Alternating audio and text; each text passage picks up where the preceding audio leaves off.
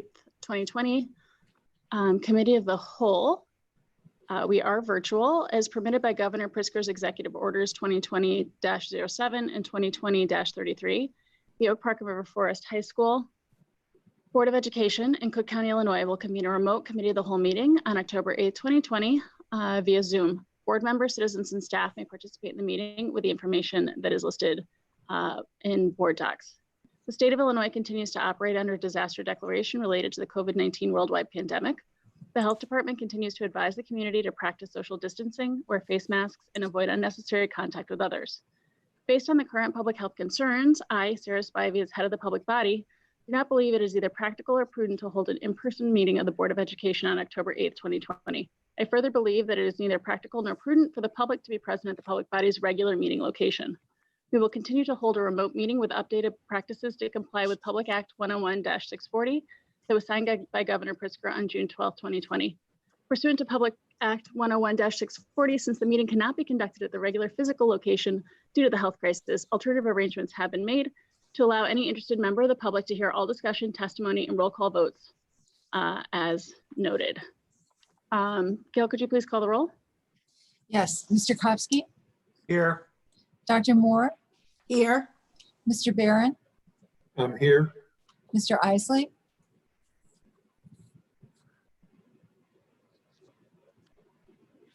Mr. Isley, I don't see him. He's muted. He's here, he's muted.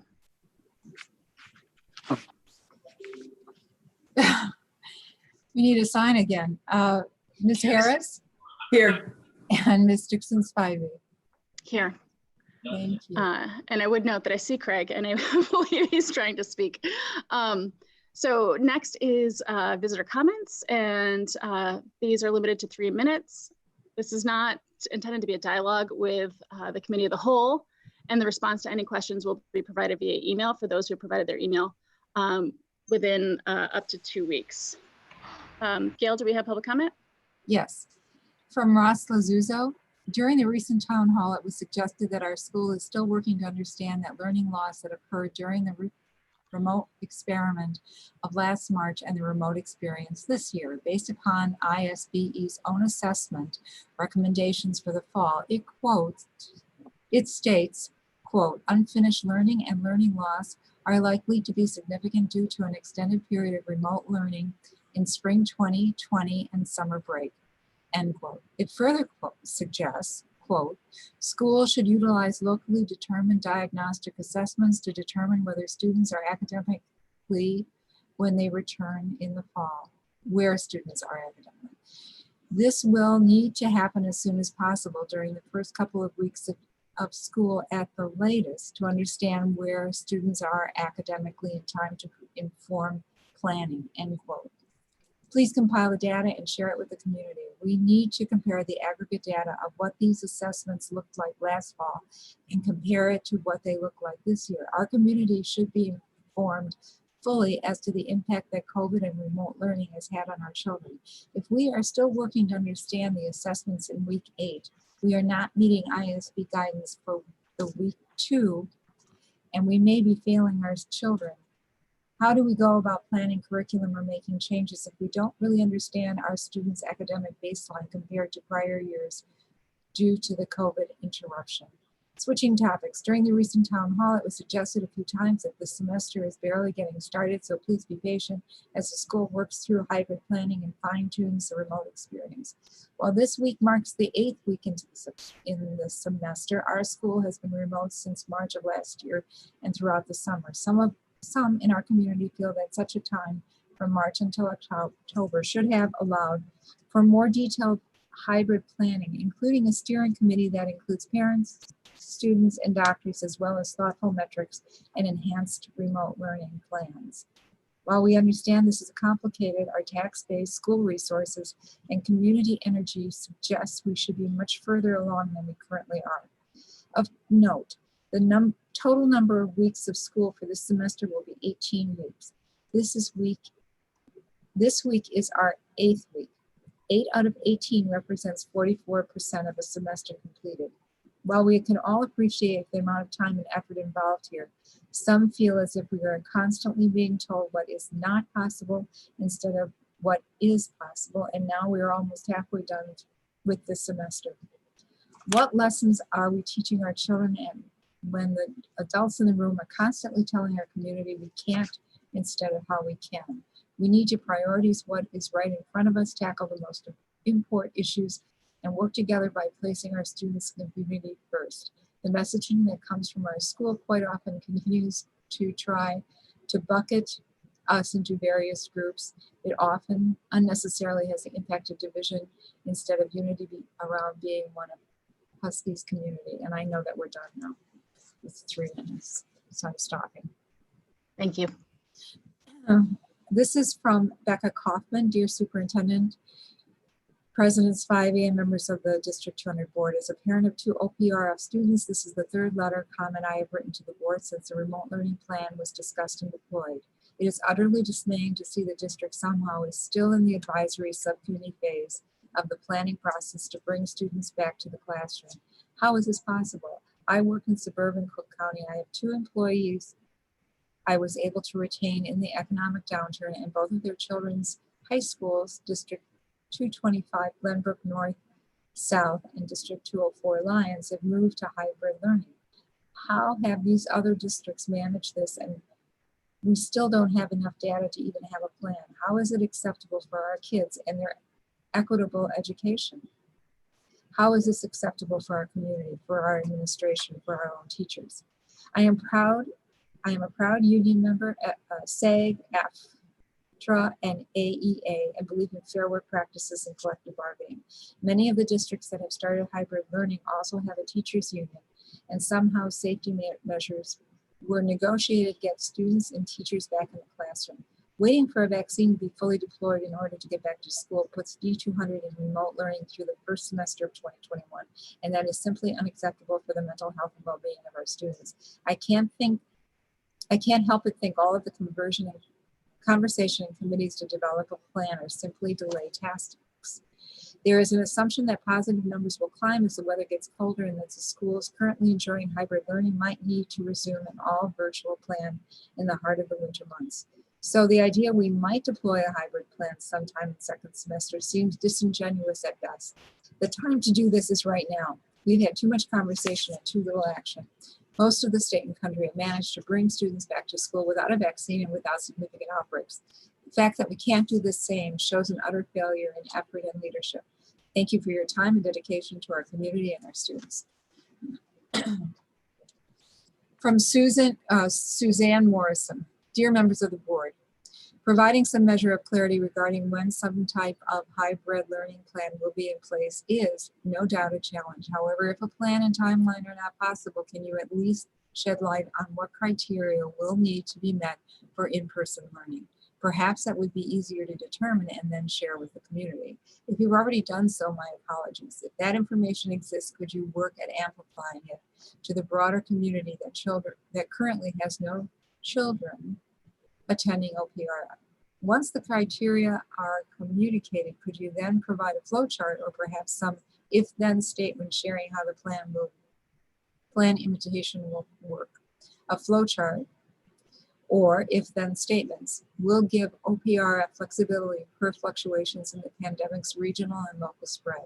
At the same time, this would reassure the community that the board and administration is intent on bringing students back for some form of in-person learning. At this point, you must all be well aware that some in the community think OPRF is blowing smoke and stalling. A flexible plan attached to real-world pandemic benchmarks and communicated with a clear set of if-then statements and or a graphic may go a long way in helping the community understand what it is that both the community and the high school are striving toward. This is from Gerald Dombrowski. What are the class attendance figures for this semester? Please release those now. If you don't have them, what is the reason? Why is the board waiting 2 months to act on a back to school proposal? Are there any parent volunteers on the committees, or are they all so-called experts? I volunteer for both committees, by the way. Is the board actually reading the CDC figures and WHO figures regarding how minimally students are affected by this virus? Are you all deliberately waiting until after the election to do anything at all? Can't you all show up in person to do these meetings? The next one is from Jerry and John Humpert. Dear President Spivey and D200 board members, I have sat through or listened to many BOE meetings in my years and being an OPRF parent. I have heard multiple times that the BOE has one employee, the superintendent. So I'm aiming my comments directly to you as the D200 board. We elected you to represent us. Your number one constituency is the students who are attending OPRF during your term. They need to be your first and highest priority. Time is of the essence. These students only have a short window of time in high school. I want to put up the onus on you to direct your one employee to put pen and paper and create a hybrid plan post haste. The community is beyond frustrated that we have yet to have even a hybrid plan in 6 months with no students in the building. OPRF does not need to reinvent the wheel with our hybrid plan. It is a simple search of neighboring schools. There are many hybrid plans that we could use as a draft. I cannot find a school except for OPRF that does not have a hybrid plan. Having listened to every board meeting and every town hall, I am growing weary of the excuses. Our school is bigger, our school is more diverse, our school is different.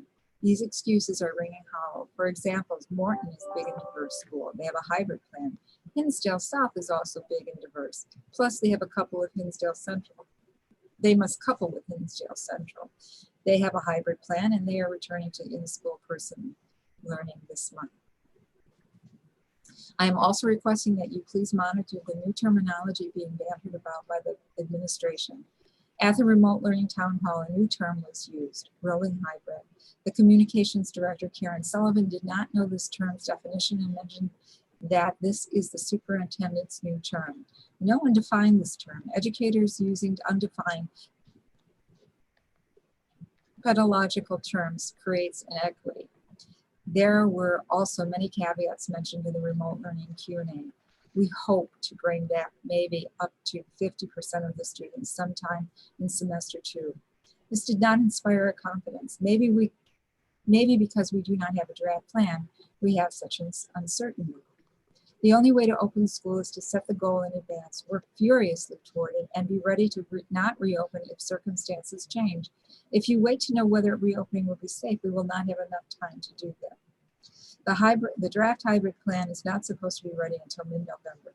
This is an excessive amount of time to produce a hybrid plan. There are too many good examples and success stories of neighboring schools to allow all of this time to pass before our first draft even sees the light of day. You have constituents that are failing academically under remote learning and struggling from a mental health perspective. Maybe to you, the 6 weeks to create this draft plan is simply the passage of time. But to your OPRF students, it might be their well-being. The hybrid plan should be at the top of the to-do list every single day. We need the implementation of a hybrid plan on the first day of semester 2. I would encourage you to bring in students struggling to semester 1 for in-person learning in cohorts. Thank you for your service.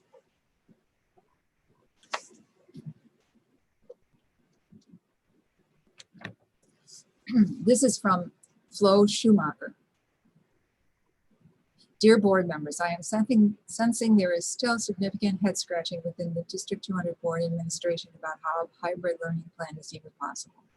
In case you are looking for guidance at this point, I would refer you to District 90's hybrid plan, which is going into effect this month. The fact that District 90's teachers have been willing to teach both remotely and in person rather than insisting on some rigid separation between the two modes has likely given District 90 a substantial advantage in creating a hybrid plan. It is unfortunate this board permitted the teachers union to throw such a huge wrench into the works by allowing the teachers to insist on complete segregation between these two modes of instruction. I am begging you not to let this provision carry over into the spring semester if it is still within your power to do so. The next one is from Mary Banker. Dear Board, I believe the administration and board has let the school down the students and the community by negotiating with the teachers union to keep the teachers out of the building this semester. This is an epic failure on your part. Many schools have the teachers in the classroom teaching remotely, which prepares them for the next step of in-person teaching. This would take the teachers' lack of childcare out of the negotiation. That leads me to the point that you have no plan or desire for in-person teaching. My gut feeling is that you are going to wait for a majority of the students and community to be vaccinated before you require the teachers to return in-person teaching. Sometime in 2022, possibly. This is unnecessary and overly cautious approach for the high school. Do not lose sight of the students. Many of them are slipping further and further behind each week. You have students failing one or all of their classes, students in mental health crisis, and parents with limited or no resources to help them on both counts. Week by week, more and more students are growing frustrated and apathetic toward their education. Even those motivated to learn are struggling with the realities of remote learning. If we are being honest, we can recognize that for the most part, it is not simply a question of motivation or desire on the part of the students or families. It is the isolation of staying at home. They are missing being part of a classroom with direct instruction by our talented, experienced teachers. You cannot negotiate on in-person instruction for our students. The purpose of public education is to be able to enable all students to succeed. It is not to provide the bare minimum and expect parents to do the rest. Just as parents' ability to pay for tutors and private lessons impacts their child's SAT scores, those same abilities will ultimately have a huge impact on their children's success during this pandemic. This is not just undesirable, it is unfair. The effects of this year will not just go away when a vaccine is released. There are students falling behind that are going to spend years to catch up. Not bringing the students back for an in-person classes is detrimental to every student's health and well-being. You need to change this trajectory for our students before it is too late. We are not asking you to bring the students back to in-person learning blindly. You have many resources available to you and a community that will help you with the plans and execution. We have Fenwick and Trinity for in-town examples, and the new Trier High School reopening plan is moved to in-person at 25% capacity this week. Please review this well thought out and robust documentary. You can and must do better for our students and our community. Make me proud to be a Husky. Best regards. The next one is from Colleen Hullen. Information regarding the reopening plan and COVID-19 is difficult to find on the OPRF webpage. It's all over the place, and the information posted is outdated. We need one centralized area for information and communication. Why isn't there a button on the homepage toolbar below the school logo? This should be the first thing you see when you are on the homepage for the high school, given the importance to parents, students, and the community. Please consider making this adjustment to ensure everyone can easily access and monitor current and vital information as the reopening and return to in-person instruction plan is developed. On a separate note, did the superintendent send out any communication regarding volunteer positions to join in the communities or join in the committees that will play a vital role in the development of the reopening plan? I know there are many community members who would love to help out and be part of this critical process as we start to bring our children back into the classroom. It is so important to have the community involved as we work together through these unprecedented times. It takes a village. That completes the public comments. Thank you, Gail.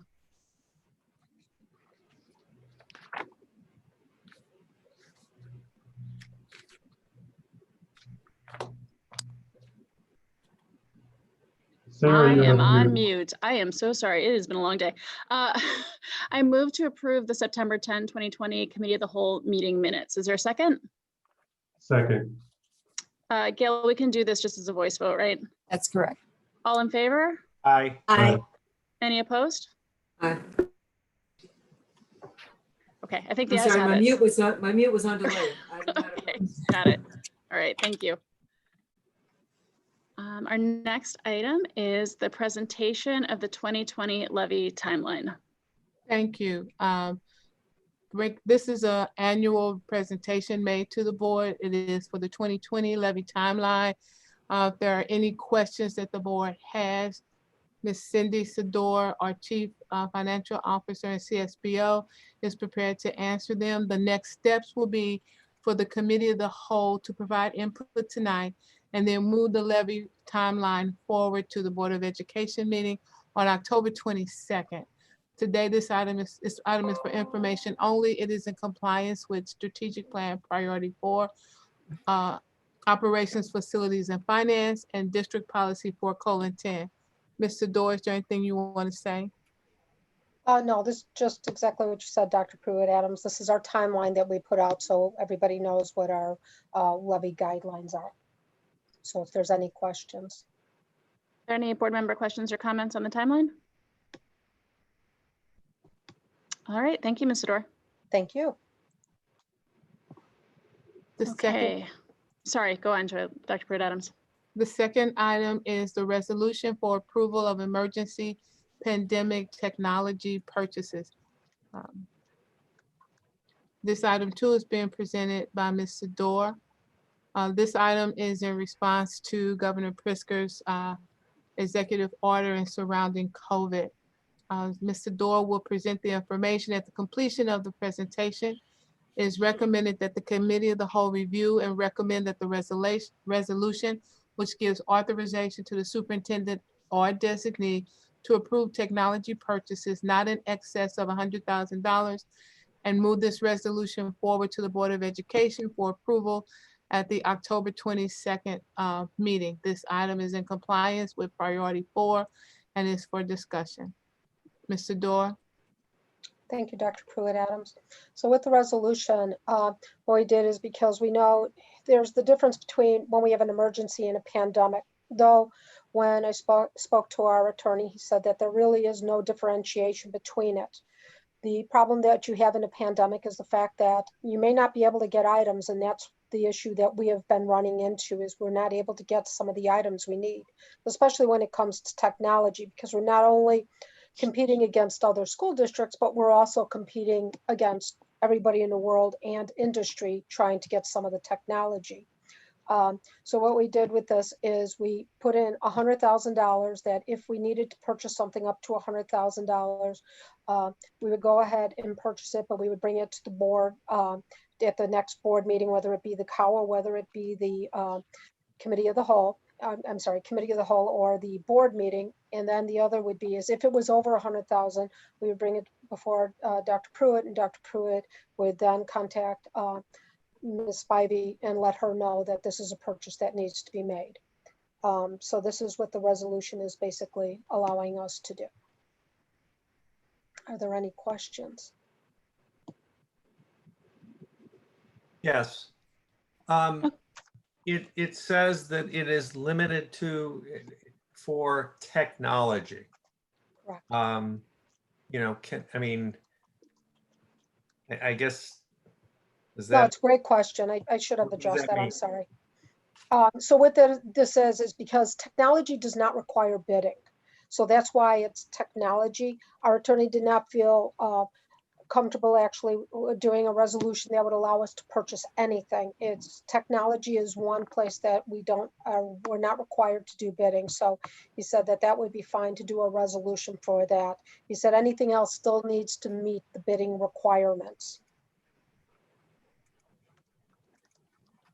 And that bidding requirement, Ms. Sador, just to clarify, is that per the school code or is that per the state procurement code? It's per our policy of 25,000 that we're using. Okay, thanks. You're welcome. Any other questions by any board members? Yes, Sarah.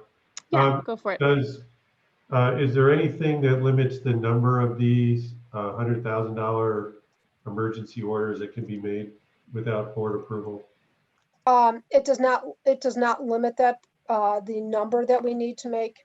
But if obviously if we were looking at, there were numerous ones that we needed to make, we would let Dr. Pruitt Adams know, and then she could contact Ms. Spivey about it.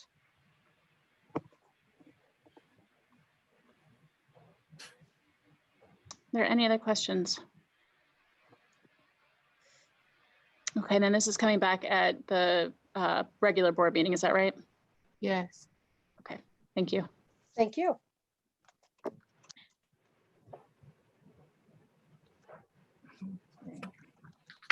I lost my screen. I believe the next presentation is the presentation of the course proposal. Mhm. Okay. And this presentation is being made by Dr. Lori Fiorenza, Director of Student Learning. At the conclusion of this course proposal also is an annual item that's brought forward for the board with regards to curriculum items for the upcoming year. At the conclusion of this presentation, the total proposed changes amount to 2 additions, 16 revisions, and 1 deletion in the English, Fine Arts, and Applied Arts, History, Math, and World Languages. And an executive summary of the course is attached with this report. This item is in compliance with Strategic Plan Priority 2, Transformative Education, and District Policy 6:40. Thank Dr. you. Lorenza? Yes. So as Dr. Pruitt Adams said, I'm bringing this to you for you to ask any questions if you would like, but we'll be bringing it to the next official board meeting for approval. As Dr. Pruitt Adams said, we are requesting the addition of the LGBTQ Voices in Literature course to balance that FTE wise and senior elective wise. We are deleting expository writing 1501. In addition, we are officially adding equity and youth action, which has been a pilot for 2 years. A number of the fine and applied arts courses are being revised in the course description only, and the purpose of that is to align to our Pathways grant that provides us funding. And so those, sorry, I live by a busy street, you can hear that. However, those changes are required to continue to get funding. So those changes are being made. A number of the history courses as well are just being updated for course descriptions. And then finally, 2 math courses are being deleted due to low enrollment. Are there any questions? Any board member questions? Yeah, just one. As I read it and reviewed it, I mean, there's no real course changes in here driven by curriculum review, the current curriculum review. That's correct. Okay, all right, thank you. Other questions?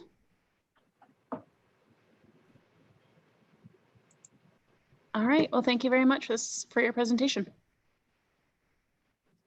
Thank you. The next item is the freshman curriculum and instruction design updates.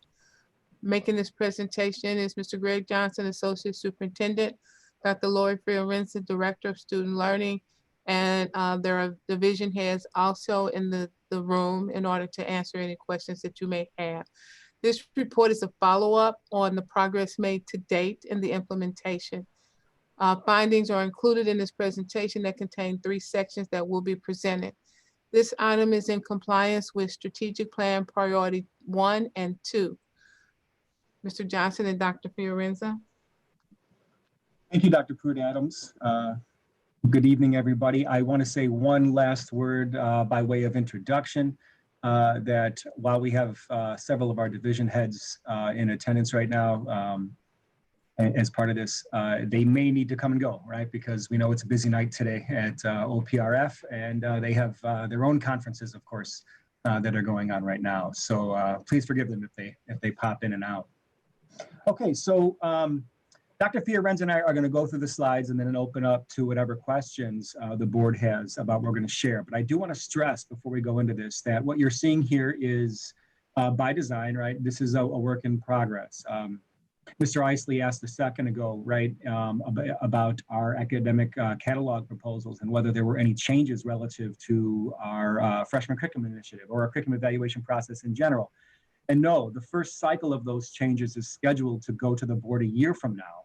for implementation in the fall of 22. And you're going to see a reference to that timeline in this presentation, but I just want to underscore that before we get going. In the presentation here, we're going to cover 3 things tonight. And they're of different weights, really. But first, we're going to talk a little bit about the logic model that we are using to guide this and how we are going to kind of crowdsource and vet the development of that logic model in the weeks and months ahead. Number 2, Dr. Fearon's going to jump in and talk about the updates and the work that our divisions have been doing on this curriculum through this point. And finally, we're going to give you a bit of a look ahead about what's going to happen as we move forward with continued implementation and what we're going to be asking of the board in the coming months. So with that said, I'm going to dive in to the topics we have here. And first is on slide 3, if you could slip to slide 3 there. This is also kind of by way of context building.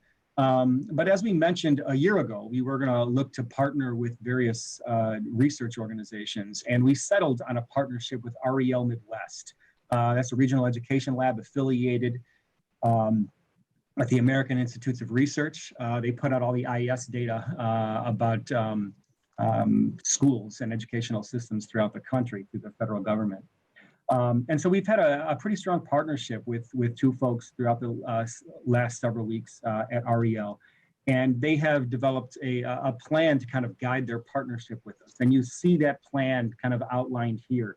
I want to stress a few things about how this goes. Number 1, this is ultimately geared towards partnering with us to develop an evaluation process to continue to assess the implementation of our curriculum work as we move forward. They have been really valuable thought partners for us over the past several months. And by providing research, challenging our thinking about the logic model and our process as we move forward. And we look forward to continue to working with them as we move forward, okay? And you'll see some of their influence in various ways, right, throughout what we're going to be sharing in the presentation ahead here. And we look forward to working with them on that evaluation process, like I said. On slide 4 here, I just want to also put the work that we're going to be describing here within the context of the goals that we have set for ourselves through the superintendent's goals and also through just the school as a whole. These metrics this eventual goal that's described here is set up because this is what the state designates for what we need to be as far as a distinguished school is concerned. Just this past week, we got the announcement from the Illinois State Board that they followed through on what they said they were going to do by saying that our designation status was going to just roll over from last year. So we are commendable as we were last year. But as you might recall from Dr. Pruitt-Adams' presentation last year, we were close to that distinguished status. And of course, that is our goal. And so what you see here in these 4 bullets are kind of the pressure points that we know that we want to focus on as we look to achieve that status. But I want to stress that this is kind of the end game product for us as a school overall. This is not really the way that you move a school system, right? And so what I'm going to talk about next, as far as the logic model and us developing that process moving forward, is really goes a lot further into the process of explaining what we want to do within this school with our students as we understand our current situation to bring about the change that we want. And we believe that these end games, these goals that you see here, will be a natural byproduct of that work. So on slide 5, I'm going to introduce this concept of the profile of a graduate. Some of you may have heard about other schools in the area doing this. And if that link works, the title of this slide actually just brings you to basically there's 4 quick sources on there to give you some context about what the profile of graduate is. Basically what it is a process, it's a way for the development of a more holistic description of what we want graduates from a local school, ours, of course, in this case, to look like by the time they are ready to move into their post-secondary lives.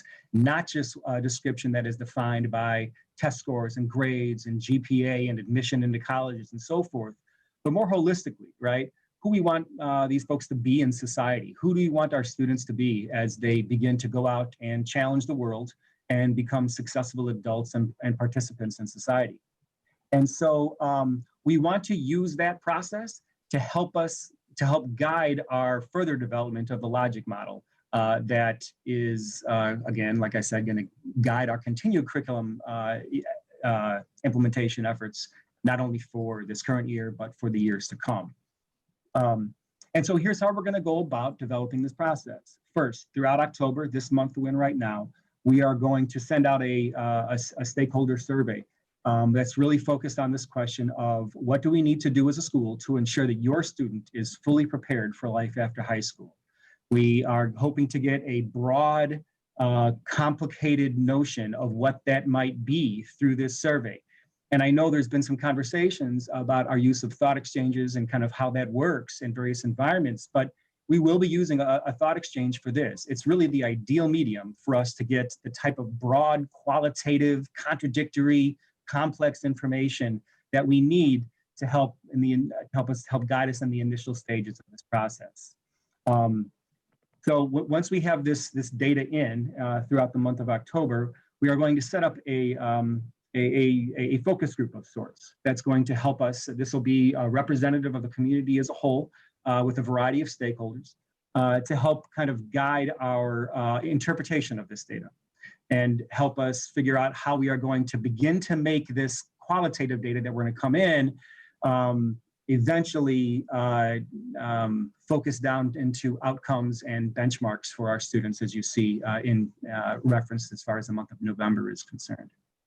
And you'll see kind of how this is going to look a little bit in the next slide here. But before we transition to that slide, in November, what we'll do is we'll take that data with the guidance from the focus group. We'll figure out quantitative and qualitative, benchmarks for what we want that graduate to look like. We'll publicly share that out, of course, so the community can see that. And then we will use that to backwards design what the student experiences in the school really should look like as we move forward. And so if we could, what I'd like to do is go to the next slide here. And you'll see what this logic model is eventually going to look like once we develop it. So first, we do have strategic plan goals, and you're going to hear a presentation to the board in future board meetings. But for right now, know that we have those strategic plan goals. This process might alter and change those goals that we have for how we want to change a school, or those goals might kind of work in conjunction with them. But those goals are going to be there on the left-hand side. And as we always have had with our strategic plan, we will identify specific action items to drive our school improvement. Now, with that said, with that context for those change initiatives that are in place, I want to draw your attention to the far right-hand side of this grid now too. You'll see that this is broken up into, at the very end, student learning outcomes. And this is what I was referencing in that previous slide, right? We want to have those long-term outcomes. What do you want your kids to look like by the time they leave high school? Have the qualitative and quantitative measures identified in that category. Break that down to benchmark indicators of success that are going to be defined by what we want students to achieve 9 through 12, so we can kind of progress monitor ourselves to make sure that we're really achieving that end game. And then those indicators of success, the left-hand side of this, is broken down into the development of those types of experiences that we want our students to have while they are here. Not just the indicators of success that you'll see, not just the progress monitoring benchmarks that you'll see in the middle, but more, these are kind of the experiences we want to make sure we provide our students. Think extracurricular, think the types of classroom experiences that we want our students to have in terms of conversations and debates and rich dialogue, study habits and those types of things. But it's really the middle part of this diagram that is the most important. These are the levers that really change a school system. And this is where the accountability within the logic model really rests. So you see capacity indicators and capacity outputs. I'm going to start with those capacity outputs. These are the types of things we want to be able to produce as adults in this school to help make sure that we are moving forward on these things. Think the curriculum documents that we are developing right now as we move through our curriculum process. Think even the professional development experiences and how we evaluate those professional development experiences and are able to make sure that what we are providing ourselves as far as PD is concerned is driving us towards the outcomes that we want to achieve. And any other part of the curriculum and learning process, instructional practices in the classroom. These are the outputs. This is how we are going to say, yes, those things that we wanted to see change in the classroom, those types of things that we wanted to see change in the curricular experiences our students have, those types of things that we want to see changing in terms of the learning, right, that's going on in the school. We can point to those and say, yep, those things actually are happening to this extent. And then to the left is a more kind of, it's more of a way to just kind of describe the behaviors that we need to engage in to produce those outcomes, all right? And those are how we want TCTs, right? Our teacher collaboration teams to function. What types of the actual professional development we want our kids to engage in, and our teachers to engage in, and so forth. So that's what you'll see when this is fully fleshed out and developed as we move throughout the rest of this semester, okay? So I think with that said, I'm going to turn this over to Dr. Fiorenza to begin to talk about progress that we've made so far and where we are with some of the curriculum work. And I think that is it, in fact. So it's all yours, Dr. Fiorenza. Thank you. Yep. As we, in addition to the logic model, we're continuing our curriculum redesign and design process. As you know, each division assembled a curriculum writing team. Those teams met every month in the 1920 school year. In January, we allotted extra time to allow those teams to continue their collaboration and get what we thought was get a little bit more ahead. Unfortunately, with the pandemic and the remote experience, some divisions did lose one or more meetings. However, at this point, they are back. In September, they've met again in October. So we are right back at it. We are using the quality curriculum checklist to systematize our curriculum evaluation process. So each and every division is using the same form, the same process. Each division has completed elements 1 and 2, which means this year the focus is elements 3 and 4. So assessments and performance tasks are the focus of our curriculum writing teams this year. In the 1920 school year, the expectation was set that each of these teams would create one common unit and one common assessment. Those teams did complete each one of those items. When we completed the common unit, the intent was for that to be delivered during in-person learning. At the time, we were not thinking about remote learning. So those units may or may not have been delivered at this point because the intention is for it to be in person. Once we are in an in-person situation, those units will be delivered, those common assessments will be used, and then we will be examining that data to make some choices and some decisions about our students' learning and experiences. Could you move to the next slide, please? Thank you. At this time, the freshman curriculum redesign update is going to highlight 3 specific aspects of our work. How are we meeting the needs of all students? How are we addressing equity? And how are we awarding honors credit?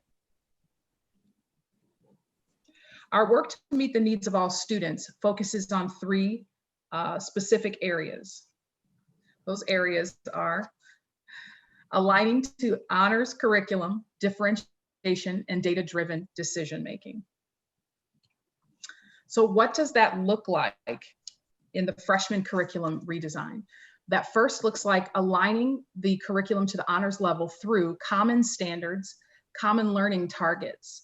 Teams were teaching common units aligned to state standards such as NGSS, completing various units, updating priority standards, determining essential skills. Could you go to the next slide? I'm sorry. Thank you. So all of those things have been happening across divisions. To support that work, professional learning is necessary, and we are very aware of that.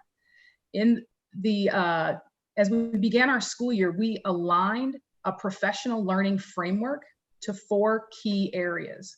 Those 4 key areas are culturally relevant pedagogy, assessment, technology, and restorative practices. What this means is that this year, all of our professional development experiences from the district fall into one of those 4 categories. And we did this for a variety of reasons. We did this because we wanted to be intentional about our learning.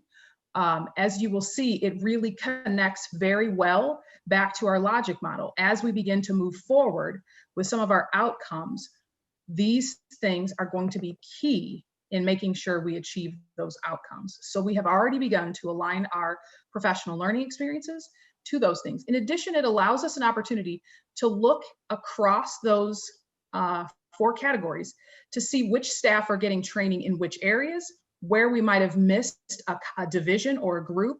And so it just allows us as leaders to be accountable to intentionally providing professional learning and holding ourselves accountable to ensuring that we are getting that professional learning to everyone.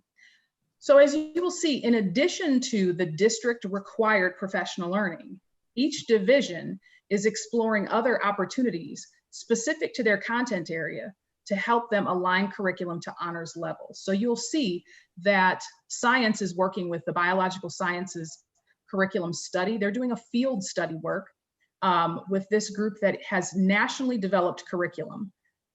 So that's a very, very rich experience for those science teachers. Another example is the English department is working with the instructional coaching team on specific reading instructions to make sure that the standards are high, but that they're also working with all students. The math department went to a professional learning experience with Robert Berry, who talked about change in high school mathematics and what that might look like, what the benefits are.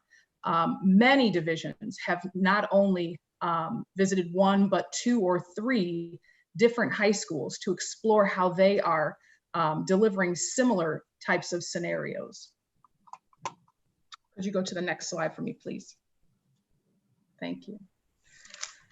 As we continue to think about meeting the needs of all students through our freshman curriculum redesign, differentiation is another key focus. What that looks like in our freshman redesign is units are designed and differentiated to meet the needs of our individual students.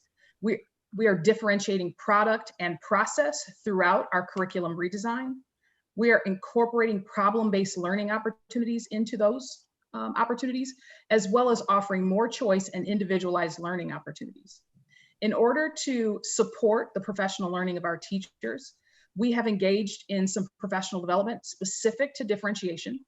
We have worked with independent consultant Lisa Westman, specifically with our instructional coaches. She is coaching them on differentiation in an effort to ensure that we build the capacity of our coaches who then can build the capacity of our teachers.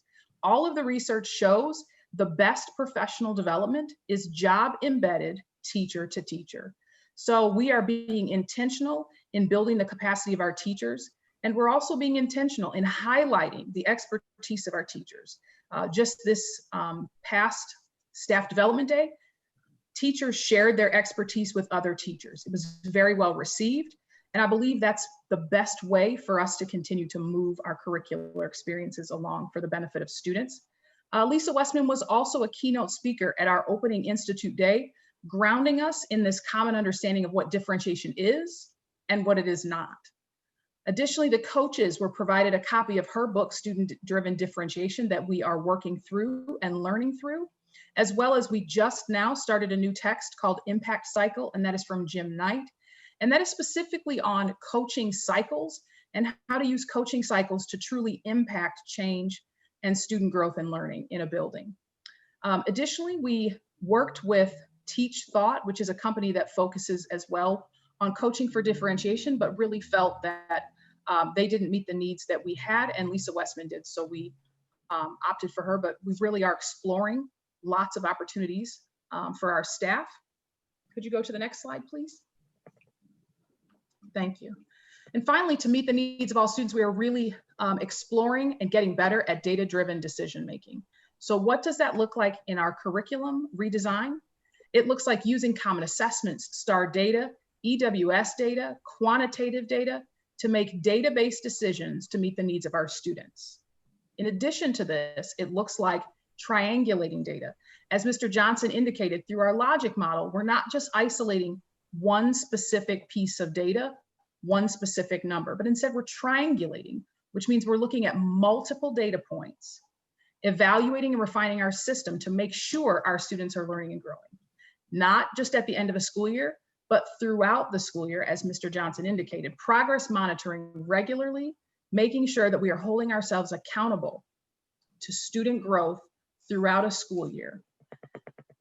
In addition, each of the divisions have held data meetings with the coordinator of data and analytics to make sure that we understand the data that's in front of us, to make sure that we are using that data and that information, both quantitative and qualitative, to shape and guide how we design our curriculum and the experiences students have. In addition, our multi-tiered system of support, which you've heard me talk about a couple of times now, that I'm very proud to say is incredibly data-driven. It is data-driven from the inception to when students exit. How we support students is very, very focused on data. Right now, our professional development experience looks like coaching from our coordinator of data analytics. She's working with each division. We are working together to create professional learning opportunities to ensure that the teachers are able to use the data to make decisions that support the student learning and growth, and that we get feedback from them about how we can present that data to them in a way that is quick and usable so that they are able to navigate quickly with students, responding efficiently to the needs of our students. Next slide. Our freshman curriculum redesign is also addressing equity. What that looks like is content-based, and that is through texts, materials, and simply access to honors and AP level courses by design of the redesign. The professional development that we've engaged in has included things specific to culturally relevant pedagogy, which, as I shared, is one of our 4 key components of our professional learning framework. At Institute Day, we had school psychologist Mr. Dwayne Williams present to all faculty through rotation. So there were smaller groups, but every faculty member attended that session, and it was very well received. Through my experiences with the division heads, in conversations with the coaches, and just walking through the halls and listening to different conversations, it's become evident to the leadership team that there's a need to establish a common definition and understanding of both equity and culturally relevant pedagogy. We want to make sure that when we talk about these things, that we are all saying the same thing so that we can hold ourselves accountable to standards, to expectations, to supporting kids, but all meaning the same thing. So that is going to take some work. We are going to explore some different opportunities as to how we do that. One of the things that we will begin with is working individually with each division and the divisions holistically. Dr. Ammons, myself, and Mr. Lee Williams will be working with division heads to first just explore their understanding of these things, how they're seeing it play out in their divisions, what concerns they might have, where they see the strength of their division, where they see the challenges in their division, so that we can together establish clear and measurable goals for each division to achieve culturally relevant pedagogy standards. And also to just lead for racial equity. What does that really look like? What does that mean at Oak Park? In addition, just evaluating ourselves as leaders. Where are my strengths in this aspect? Where are my areas of challenge? And what professional learning opportunities do we need to provide as a district? And then individually, do I need to seek out to become a better leader for racial equity? So those things are in the works with each division. Next slide. Thank you. And finally, our curriculum redesign is also focusing on awarding honors credit. So when this whole process of the freshman curriculum redesign was announced, there was a desire to explore earned honors. Currently, we're in the process of analyzing the pros and cons of earned honors, but as well honors for all. We have our coordinator of data analytics and Dr. Chambers have analyzed the effects of our academic performance index, and recommendations will be coming in November. Next slide. Just want to refresh you on our timeline. We are still adhering to this timeline. We believe we're going to be ready. We are marching along. We are very, very excited. This is my first year, completion of my first year and starting my second with this group. And I feel like we have accomplished a number of things to be very proud of. We have some really lofty goals in front of us, but I have no doubt that we're going to continue on this path and we're going to accomplish all that we need to meet all of the timeline deadlines. Next slide. Okay. Mr. Johnson. Yes, so to wrap this up, this is our last slide here. To wrap this up, I just want to give you other than that kind of big scope that you saw on the previous slide, a more detailed look at what we can expect in the weeks and months ahead and kind of explain why this is on our timeline here.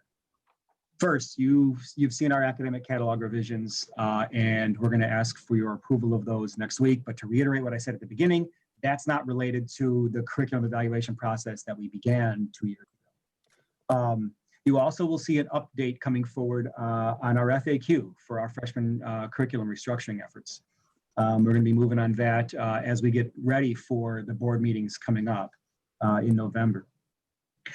Again, as I referenced at the beginning, profile of graduate, the community input phase is going to be underway throughout the month of October. Now, as we move into November, this is what I really want folks to be aware of. We have a little bit of a different situation in science than some of the other divisions. And that is because, as we know, right now in science, unlike in any of the other divisions, we have two completely different kind of sequences through the science curriculum. One that starts with biology and one that starts with the model sequence, with physics being first. They have worked incredibly hard over the past school year plus to try to evaluate what's the best path moving forward, how should we integrate these two together, and what might that look like. That means that they are coming forward with a recommendation that is a little bit different than the rest.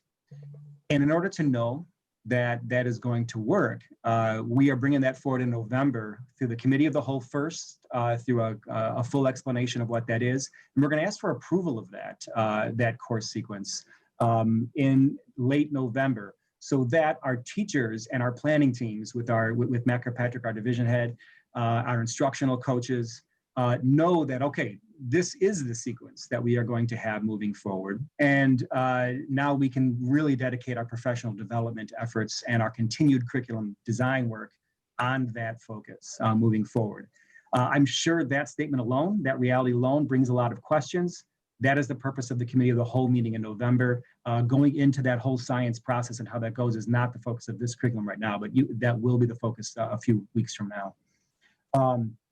After that, also in November, of course, you'll see the continuation of this profile of a graduate. I skipped over the second bullet there, my apologies.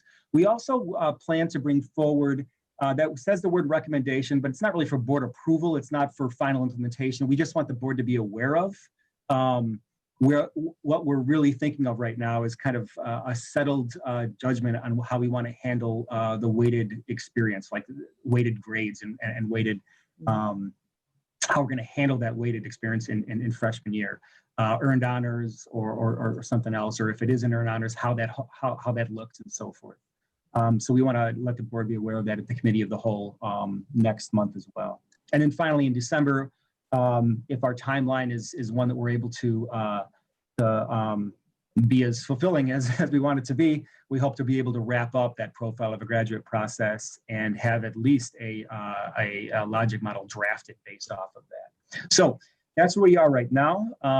And with that said, I'm going to open it up to whatever questions people have. Thank you. I'm sure we have a bunch. Board members who would like to go first?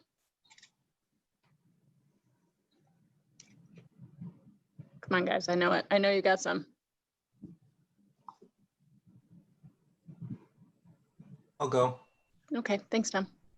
So I have two areas to talk about. One is differentiation. So thank you for the presentation. And I guess what I'm looking for, you mentioned progress, differentiation is going to be different, right? Is that a fair statement? So differentiation is really meeting a student where they are, Right. whether that's way high or in the middle. It's differentiation is about setting individual goals with students to make sure they achieve what they need to achieve to continue to learn and grow. So you talk about progress monitoring in this, and I'm just trying to get a picture of how will that be different in this way. Okay, what's it going to look like that's different?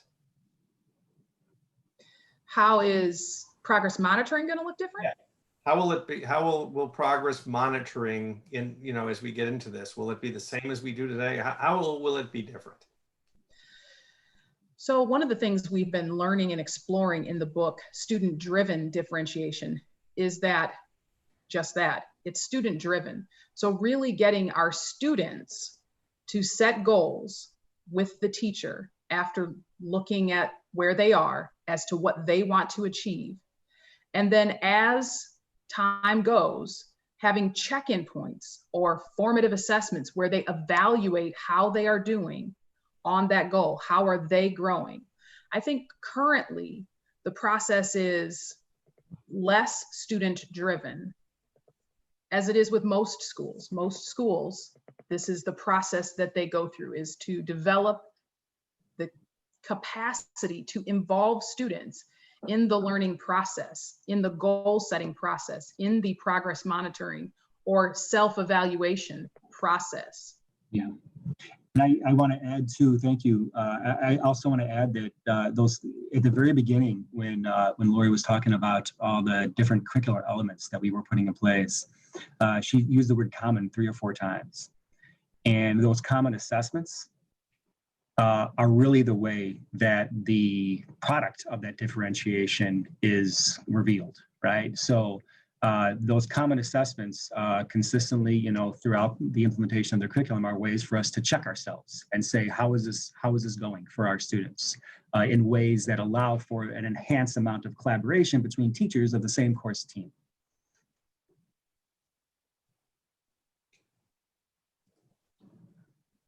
My second question is just more procedural, which is, as I look at the end slides, just so that I'm clear, what are the expectation or the requirements of the board as this continues? And what I believe I saw were really 2 different approvals, and that was it. Okay, and if I'm, please correct me. One was the science. What was it? I don't have the slide in front of me, but the science path. Right. And then the second was really the full course revision, and that would be not until a year from now. Yeah. Okay, and so is that correct, or what other board expectations or requirements exist, please? You hit it. That's exactly it, right? So the curriculum approval process happens in early October as we go about publishing the academic catalog. So it's a year from now that we'll be able to bring all this curriculum forward for your approval as we revise the academic catalog. And excuse me, the only change that we've made to that timeline is because of the science curriculum, which is, for reasons I explained, a bit accelerated so that learning can continue to occur, the learning and development can continue to occur at its pace. So that's in November. And I also want to add that one last thing. Oh, I was talking about how the weighted system will work. That was the second bullet on that slide. While we're going to let the board be aware of this in November, kind of where that's because we'll be done with that part of the process. That will be in the academic catalog next October as well. So it really is those two dates to be aware of. It is this November for that science work, and then it is the following school year, a year from now, for the whole shebang, so to speak. Thank you. Yep. Jackie, do you have any questions? I think Craig had some before me, if he Oh, wants. I'm sorry. Craig? That's okay. Thanks, Jackie. So I want to try to articulate this at the start. So what I'm focused on here is understanding what are the outcomes of this process that we really want to achieve. And as I listened to the presentation, I saw a set of 4 goals that are driven by some kind of a state scorecard and a rating. Mm-hmm. I saw a profile of a graduate in terms of the type of graduates we want, but we haven't defined that yet, but that's something that we want. And then I heard lots of things, lots of discussion about clear and measurable goals as they related to equity, and we'll just leave the blanket around equity and some pedagogy. And so that's what I'm hearing in terms of outcomes. But I'm, other than the 4 sort of scorecard-driven points, I don't hear much specificity around any of that at this point in time. In terms of that, and I'm trying to get at where are we trying to go? So a couple questions. Just of all those goals, I mean, what are you designing the program around? What are we trying to accomplish? So if I I guess 2 things about goals. You're right? So we have these ultimate goals that we want as a school. And I want to remind everyone too that we have our strategic plan, right? That has specific indicators mentioned in there. And that's going to be part of our process as we develop that logic model based off of, in large part, this feedback that we get from the community. But I mean, our primary goal is to address the racial inequities that continue to plague the school district. And we root that out through attacking, in some ways, the ways that our system is structurally supporting that. And so I'd bring us back a year ago to the presentations, not only here to the board, but also to the community that we did when we were talking about our curriculum efforts. And so it is to really, within the school, ensure that the success rates that our students have in our honors classes and throughout high school in our college prep, in our honors classes, AP classes as we move forward, are racially proportionate. And so that is our challenge. And so what we are doing here is examining the structure of how the system itself functions.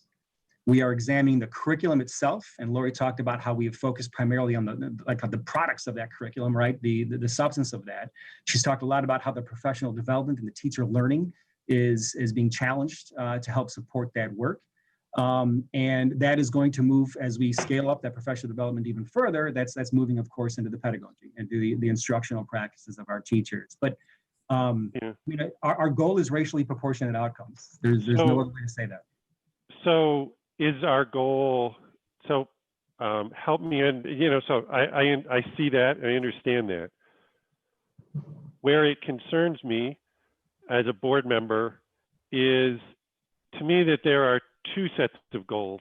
One is obviously the equity goals, which you've articulated and we've talked about, but there is a student achievement goal, which I'm not hearing.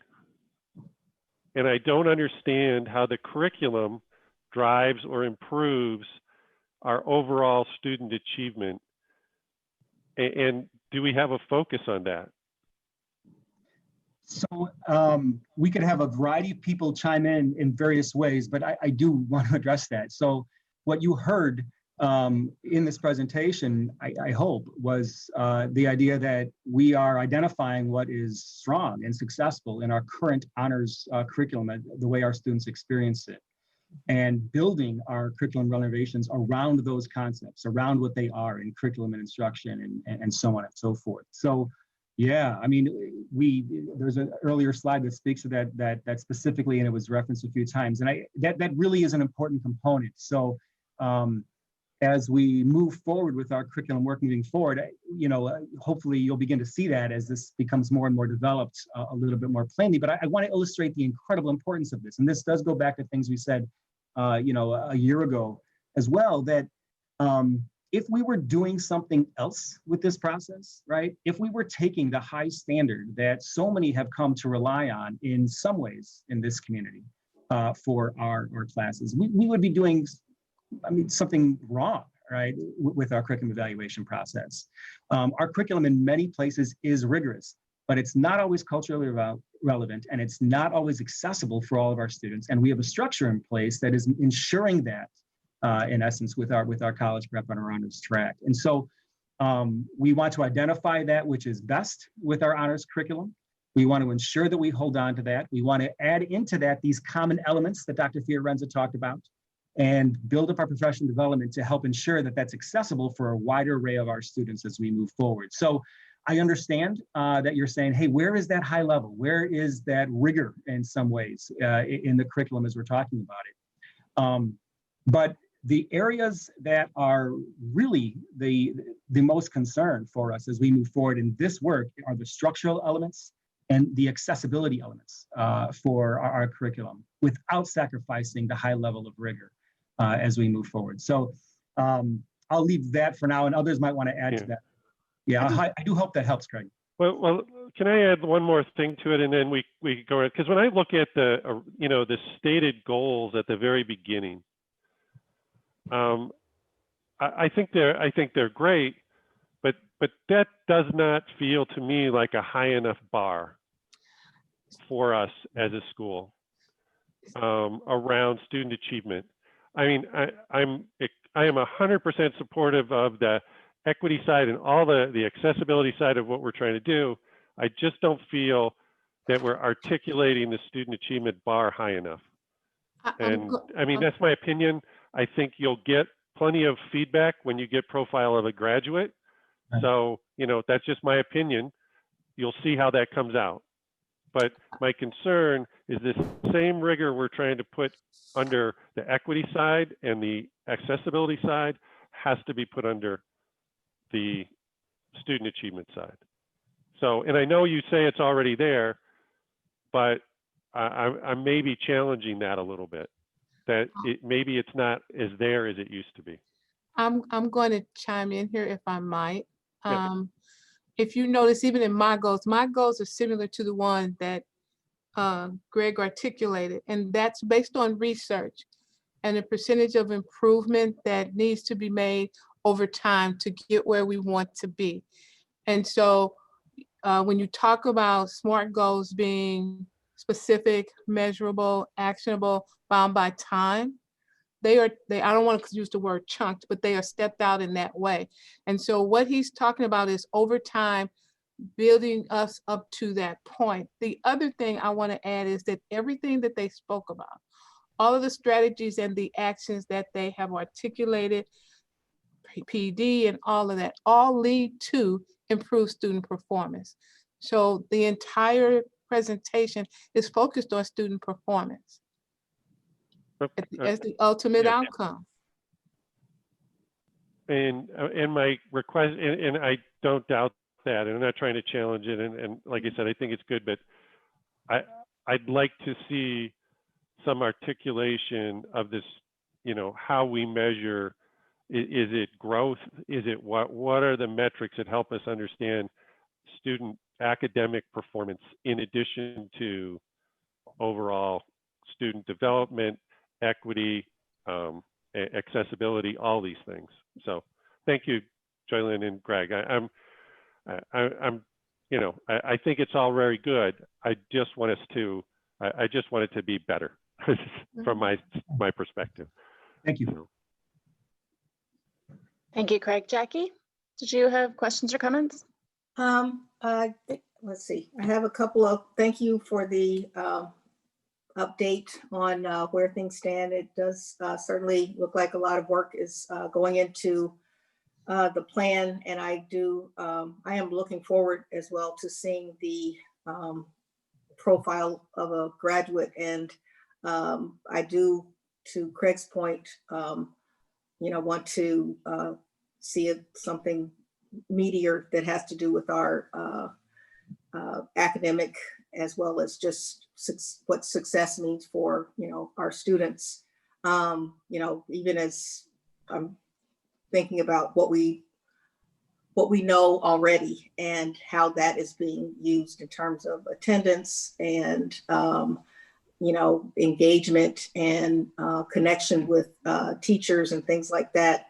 And so I am looking forward to hearing more about that. I do have a question about Greg, when you talked about both you and Lori talked about instructional practices and the PD that is happening.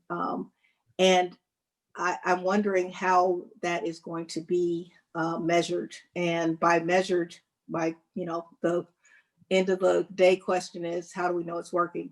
And I think Joy Lynn alluded to, student performance.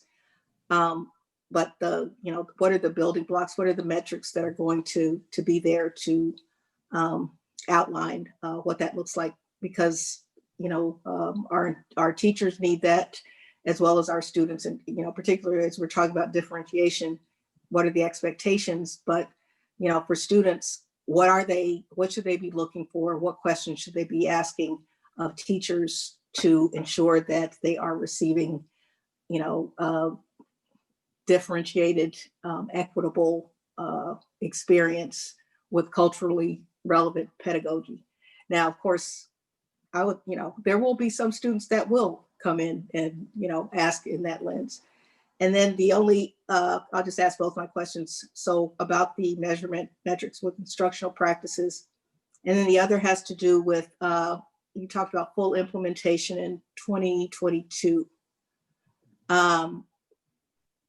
We had talked before about, a full rollout versus piloting, or my understanding is that each division is developing one class that,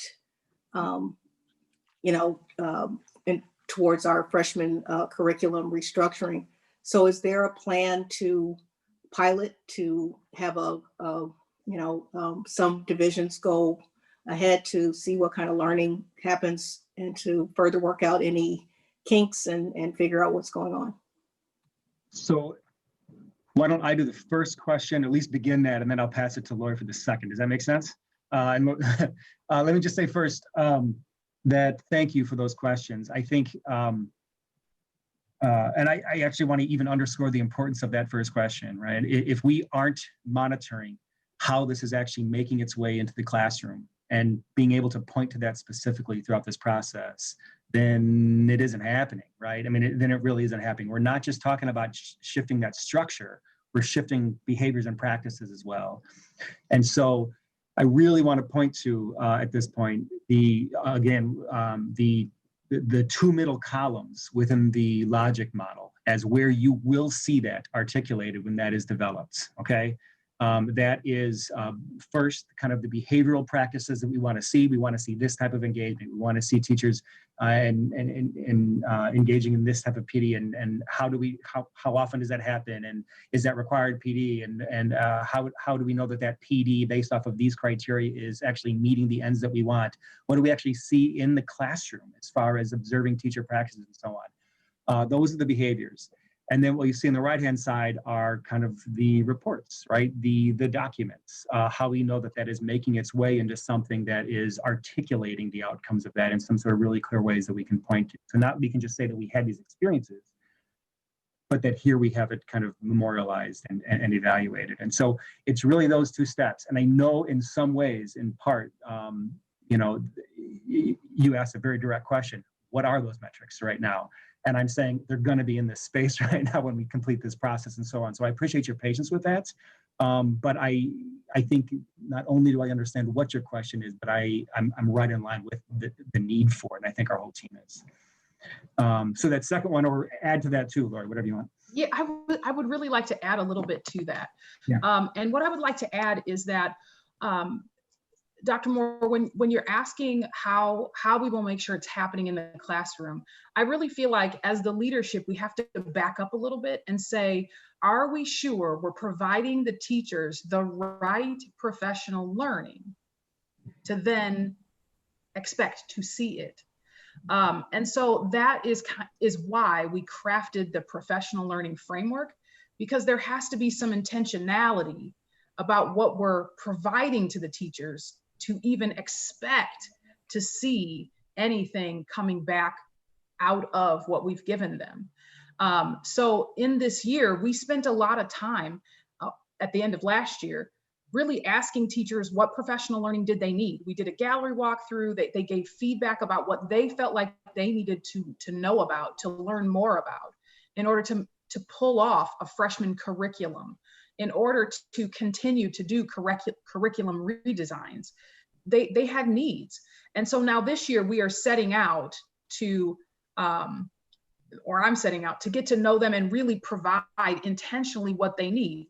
And I'm sure if you ask the teachers, maybe I've hit the mark, maybe I've missed the mark a few times, but I'm learning them and we're providing this intentional professional learning.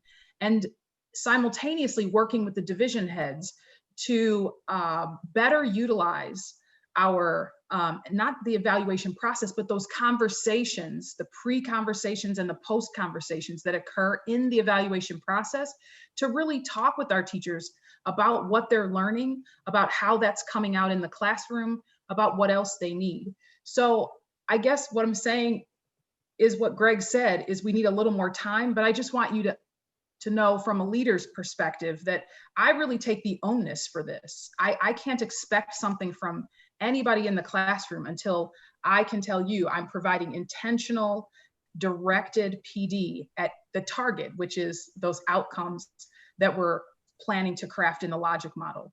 And then it's going to be like a bullseye. We're going to need to hit it every single time. And then you'll see that expectation coming through. I appreciate, thank you. And it's always good to hear that, you know, garnering the input of our teachers and, you know, dealing with this from the perspective of their needs, and ultimately, as we talked about, how we see that impact with our students. And then the other question was just about the plans for piloting of any of the curriculum. Yep. I am just going to clarify one thing, and then I'm happy to open it up to any division head that would like to chime in about this. But we got away from the term pilot because that's not actually what we're doing. We're actually going to ask each of our divisions and teams to do action research, which is much more specific. It will allow us to examine the effectiveness of what we're doing, as well as make changes right away and over the course of time. Would any of the divisions like to address the specific action research that you've already, I know all of biology, science, history, I know you're doing it. Would you like to share?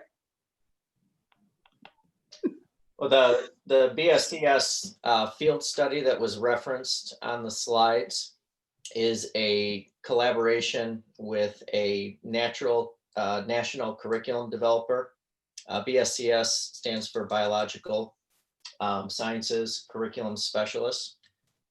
And they have developed a new curriculum centered around the next generation science standards that we are basically implementing with students right now and practicing with our students in pockets. And the other nice part about it is they come along with us for the journey and provide a professional development specialist that works with our teachers directly and has been working with them through the entire school year to provide the professional development that it takes to successfully deliver an inquiry-based modern science curriculum to students. So that's actually in place currently. Thank you, Matt. Anyone else? I'll say something, Lori. So last year in history, we had an action research plan or project where two teachers whose sections of the college prep world history and the honors world history class met during the same periods, took half their classes and swapped kids. And so in each class, you had roughly an approximation of what you might have in a single rigorous course when we're fully rolled out with that.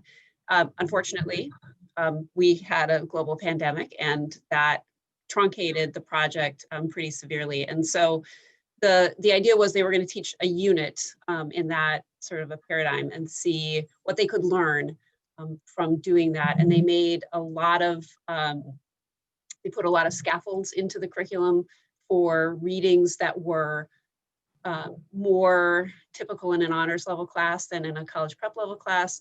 They were really working to make the curriculum accessible to kids so that kids could be successful and have that more, potentially a more rigorous experience.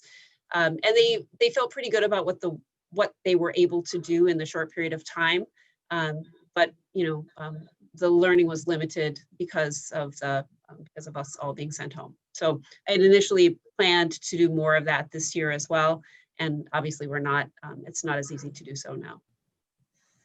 So thank you. I mean, that's helpful. And I guess following up on that, that does action research, whatever we're calling it. My question is really geared towards how are we going to practice and how are we going to, before we roll out a whole big thing, have some ideas about what it's like to, Amy, what you just said, that to me, that is probably the simplest way of doing it is you mix some kids together and you have that. I'm not, I guess I'm not an educator, so I wouldn't know in terms of remote learning, why that couldn't continue to happen or happen in the spring.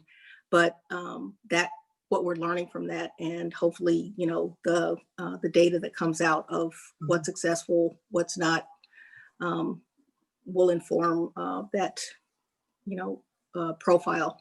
But to me, if we're talking it in from the terms of action research, that every division is looking to have some hands-on practice with what it means to have detract classes.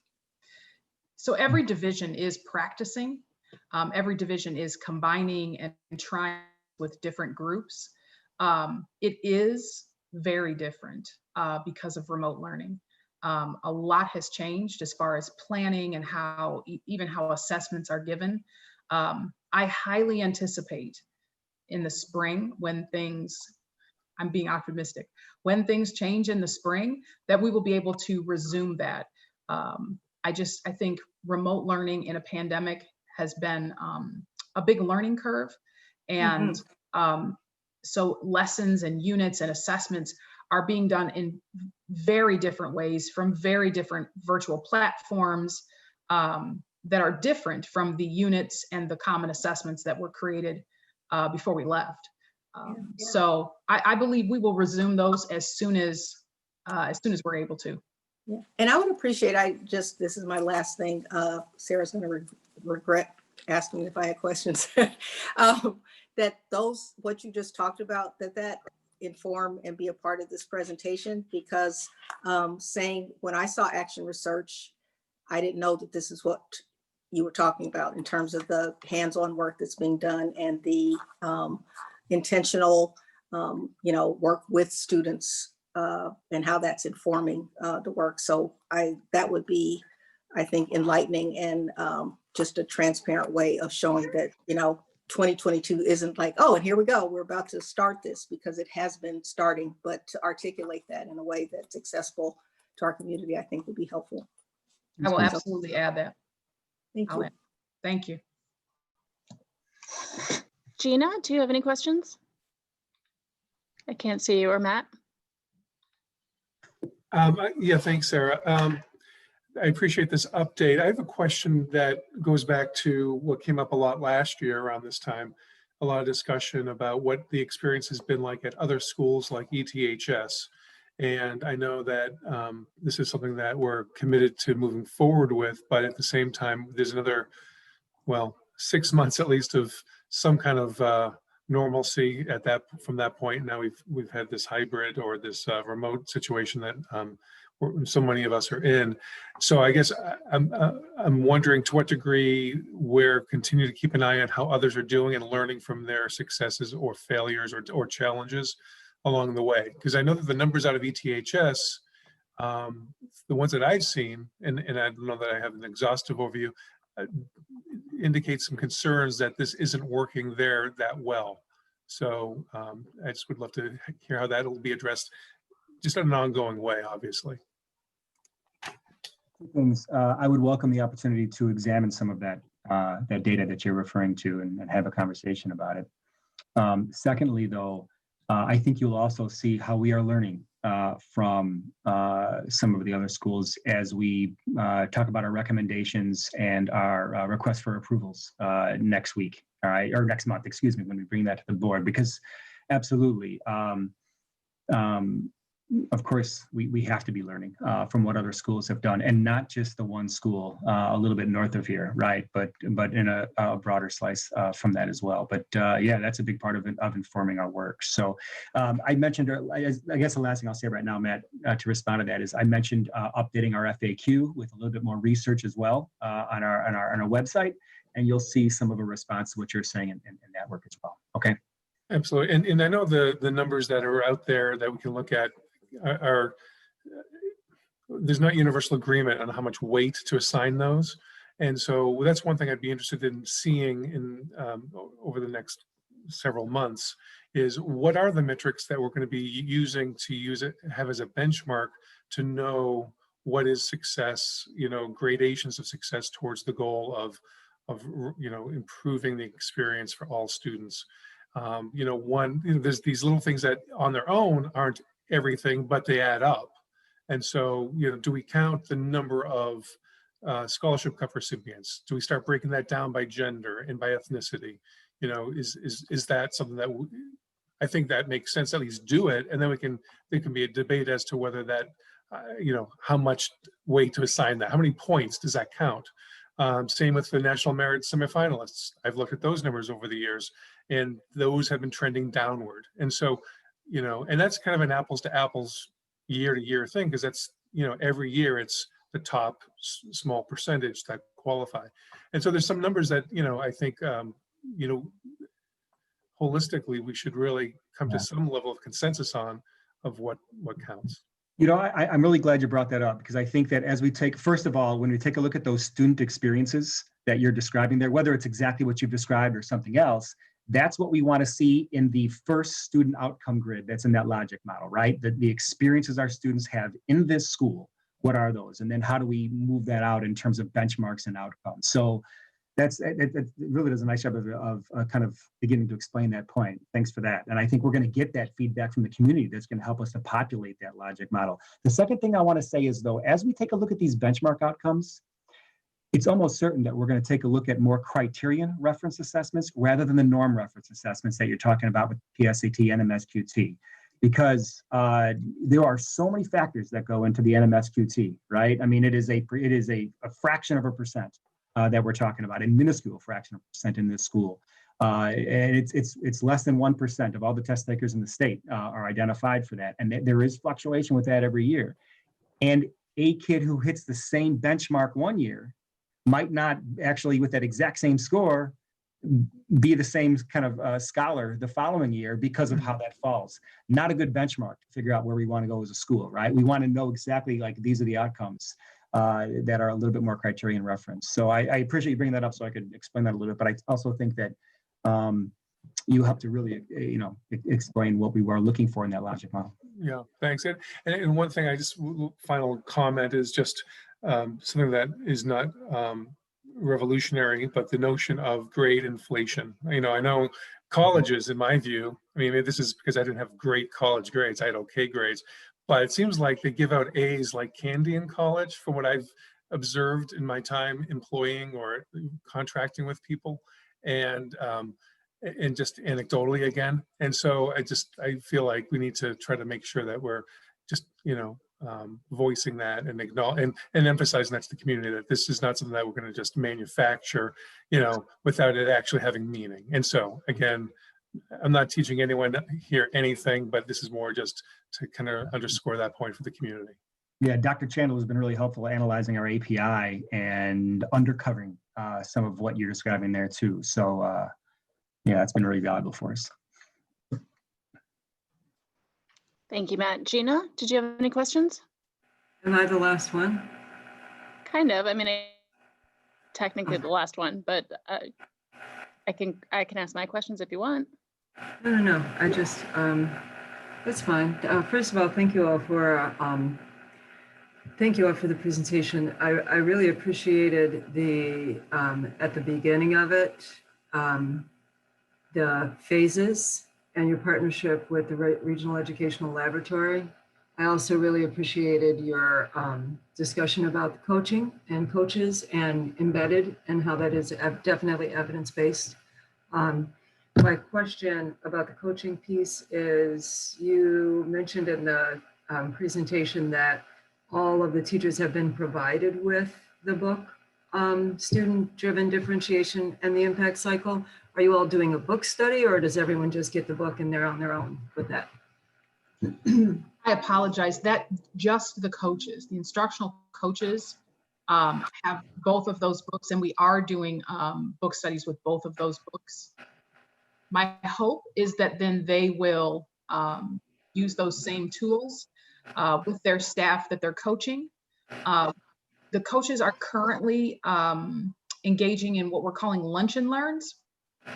So the coaches are providing small lunchtime professional learning opportunities. And these are things that either we've talked about, they know about, to again, get at that more job embedded teacher to teacher professional learning, as well as then sparking, which is the book Impact, more coaching cycles versus just simply quick questions for a coach. We're looking for our teachers to engage possibly in some cycles where we will have more of an impact.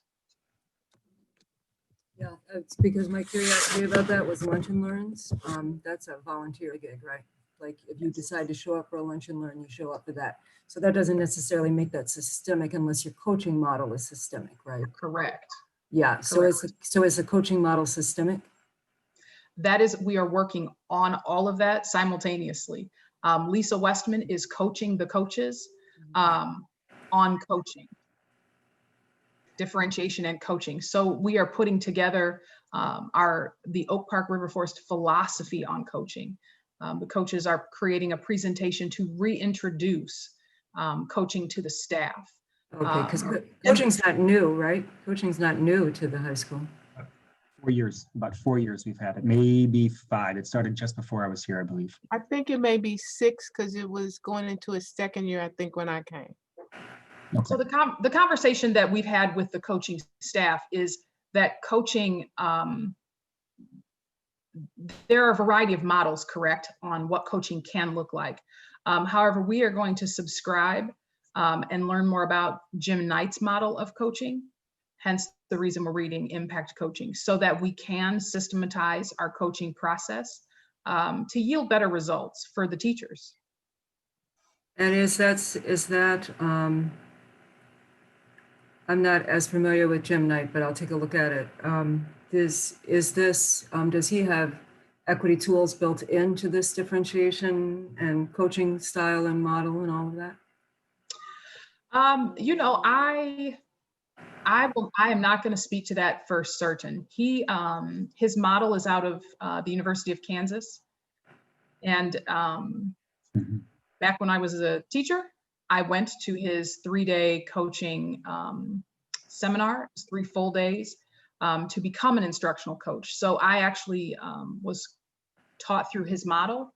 And his model is very prescriptive and very specific to teacher learning and growth and how to navigate that. But since then, I won't age or date myself, but since then he has written a number of other books, and Impact Cycle is his brand new one. So I have to just be honest, I have not had an opportunity to delve into that book as of yet to see in what way he references equity or isolates that. But we'll be looking at that as well. Yeah, because my understanding is that everything that we're doing is through an equity lens. And so I would hope that the materials that you're choosing have been reviewed from that framework.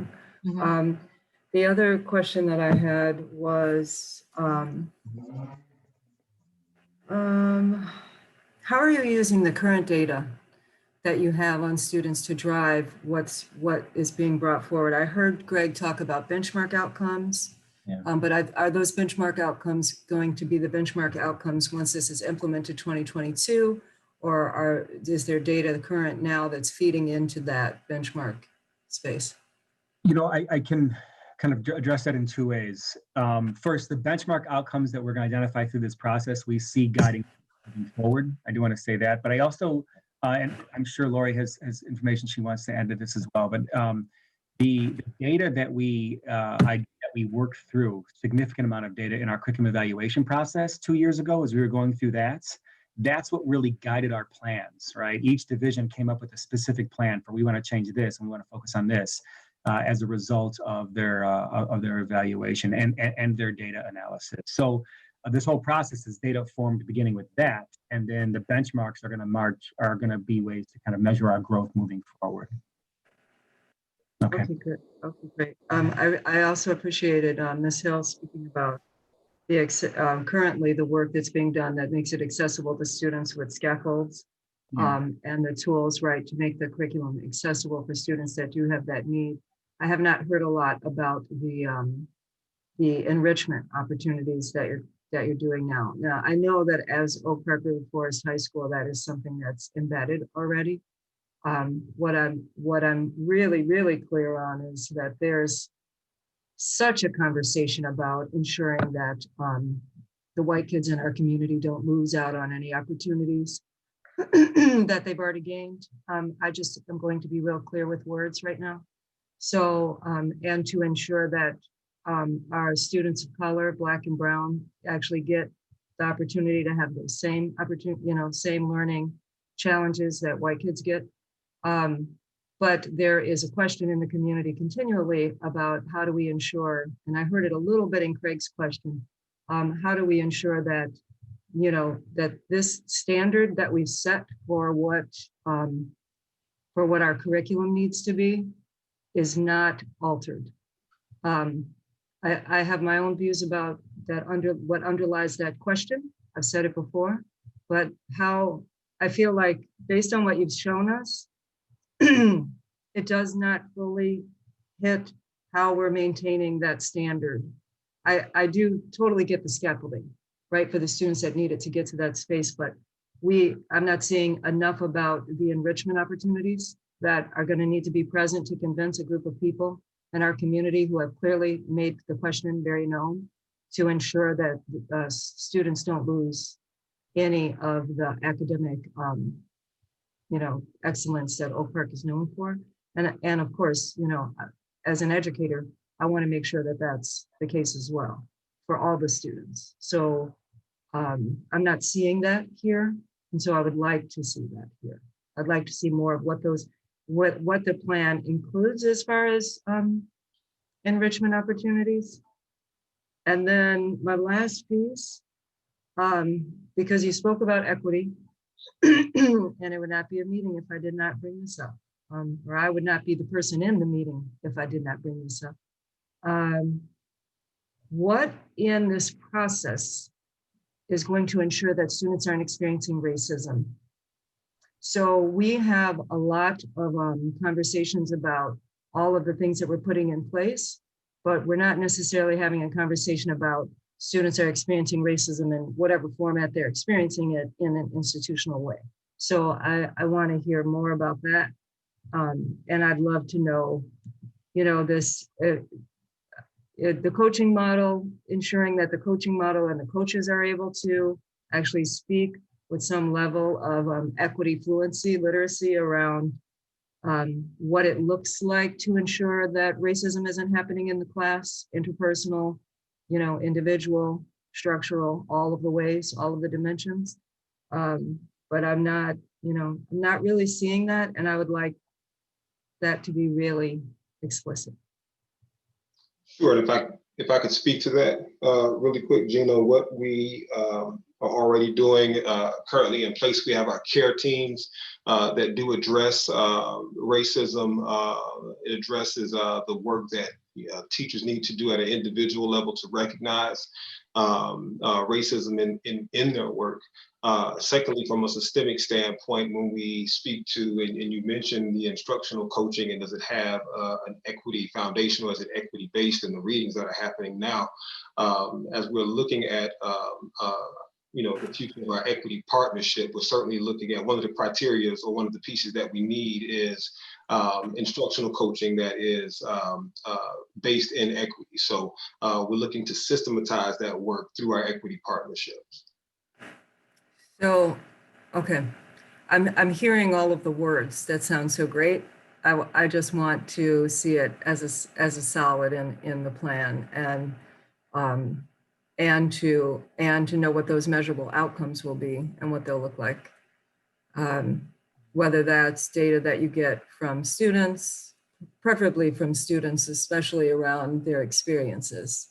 And Can I ask a question? I just want to make sure I'm understanding, so that when we follow up, what you're asking about is processes that are built into the framework, so that once the curriculum is developed, you can see it in the curriculum.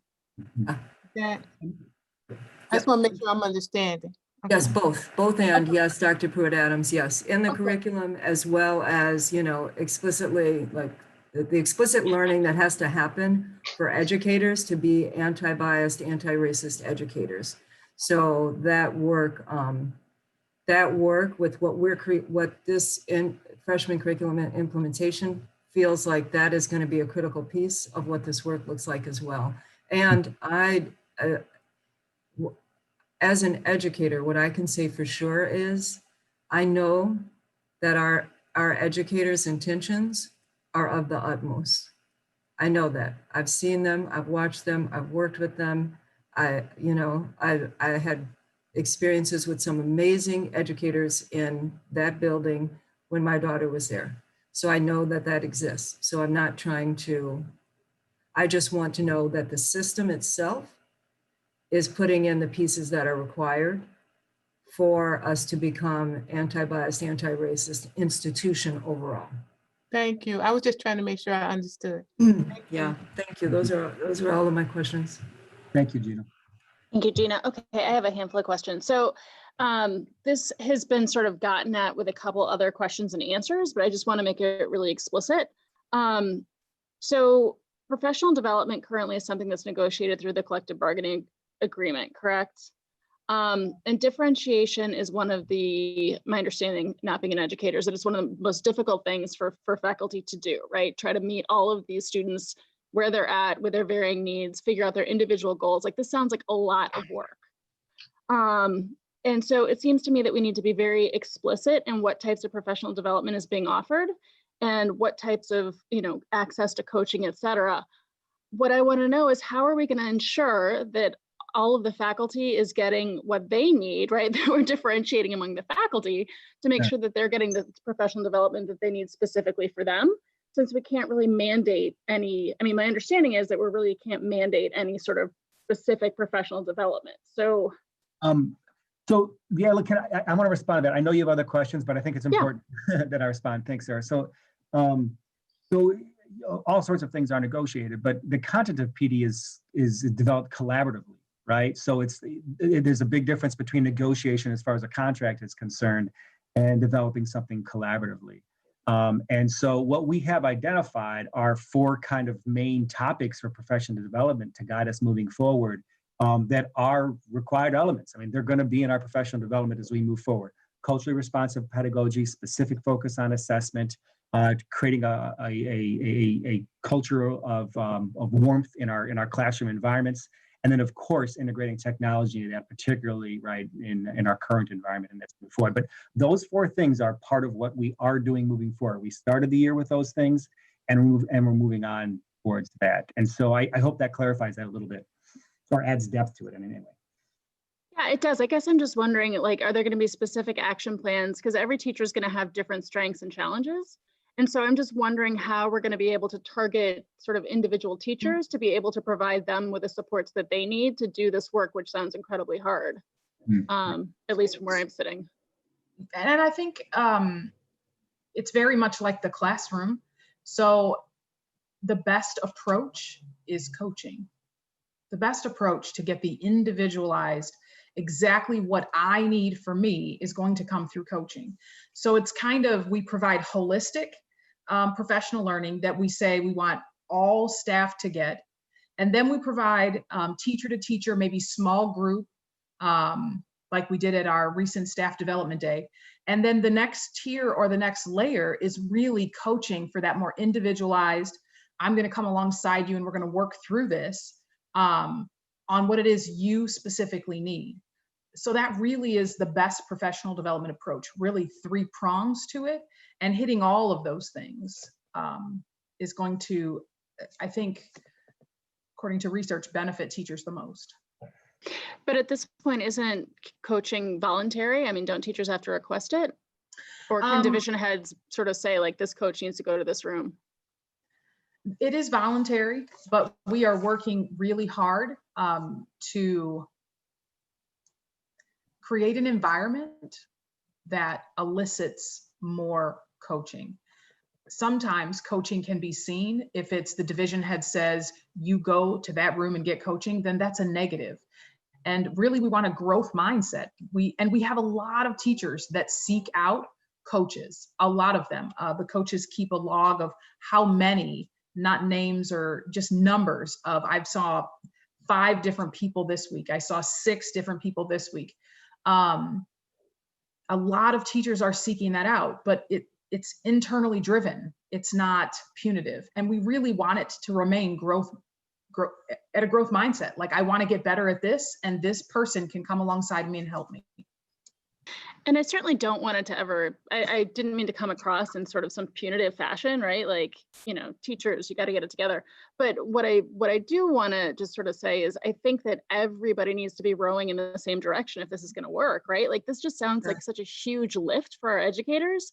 And it's such a sea change for our school community that, it makes me nervous, right? Like, this, we need to do this well, and we need to do this right the first time, because these kids don't do high school twice, right? Correct. And so I just want to really make sure that we have not just the supports in place and accessible, but that they're being utilized to their fullest extent and across the board, so that we have a uniformly good experience for all of our students, right? Yeah, absolutely. We'll continue to look at our systems and make tweaks as we can along the way to encourage. So then I had another question about standardization, which we've talked about in prior meetings, and I just want to kind of call it out here because I don't know that I've heard it much in this conversation. One of the historic complaints I've heard from parents in our community is the different classes in the same level have very different sort of curriculums, and English classes have different books and different numbers of assignments, et cetera. And so my understanding is that part of this process, which I think it's high time that we've done, and I want to thank both of you for all of the work, all of you for all of the work that you put into this, but really, to Lori and Greg for being the leaders in this work, is that we're not going to have that issue anymore, right? We're not going to have like a hard English class and then an easy English class. We're going to have classes that are uniform across grade levels. Is that accurate?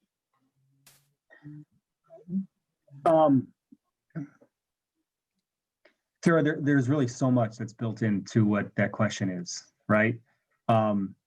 You heard when we were talking about, let me kind of explain this a little bit. So the curriculum evaluation process that we did before, one of the things it named in various divisions more than others, but really across the board, is that there's that level of variance. There's quite a bit of variance between sections of the exact same course, exactly like you're talking about. And we do need to tackle that. We named that as goals, right? So our the common assessments and the common curriculum documents and that checklist, right, that began the presentation that Lori was talking about. Those are all ways to ensure a level of consistency, right?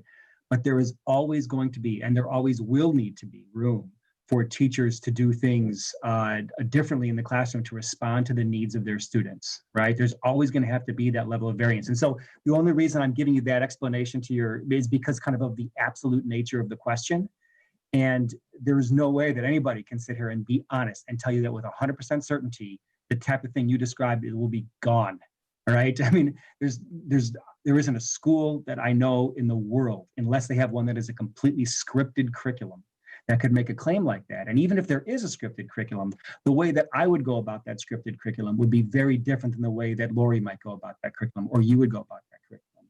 And so there is a very human element to teaching that we have to hold onto as we go about this process, while we ensure that there's consistency in our standards and in the outcomes that we want our students to achieve, but allowing for that level of variance. And that level of variance will always play out differently in school environments. But what we're looking to do is take something that has, like, you know, without any precise measurement of this at all, this level of variance, and reducing it to this level of variance and around specific things. And so I apologize if that is a bit of a long-winded explanation to what was really— No, that's helpful. But I think it's important to really illustrate.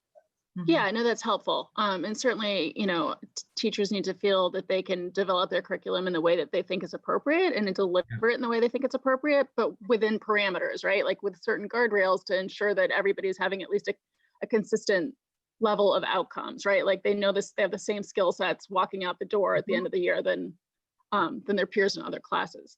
Yeah, a lot of change literature talks about loose, tight coupling, right? You define those things that are tight and you allow for those things that are loose. And that's really what I'm trying to describe there.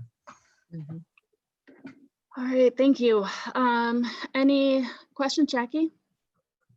It's just a follow-up, Sarah, to what you were asking. And I think that the point Gina was making too, in terms of the coaching model and our instructional coaches. I think it would be helpful to have some information about, we have had instructional coaches for the last 4 years, I think, and our care teams, and we're saying that we're shifting that model of how they're being used.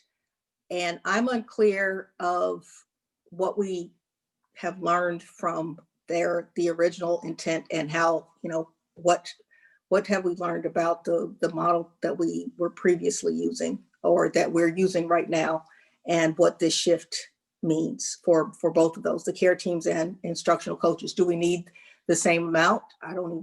I can tell you now, and it's not my, you know, role to know, but, you know, how many coaches do we have, and what's that, what does it look like, and which divisions seem to be asking for that type of coaching? What type of coaching has been asked for? I think that all of those things would be helpful to know, and if they are known, to share as we're moving forward. And then to the other point, and this is always a delicate item as it relates to professional development, but I have to stress what I've heard before, that when we're talking about systemic change and a culture shift, where we are, trying to embrace a system that works differently for all of our students, so that we are looking at closing gaps and also elevating our expectations around achievement, that having training that is mandatory does not mean that it is in any way a negative. You got to take driver's ed to learn how to drive. It's mandatory. It's not a punishment. So I think our language around these things and how we are moving them forward is critical to get buy-in, but also to really be a model and instructive on how we're committed to this.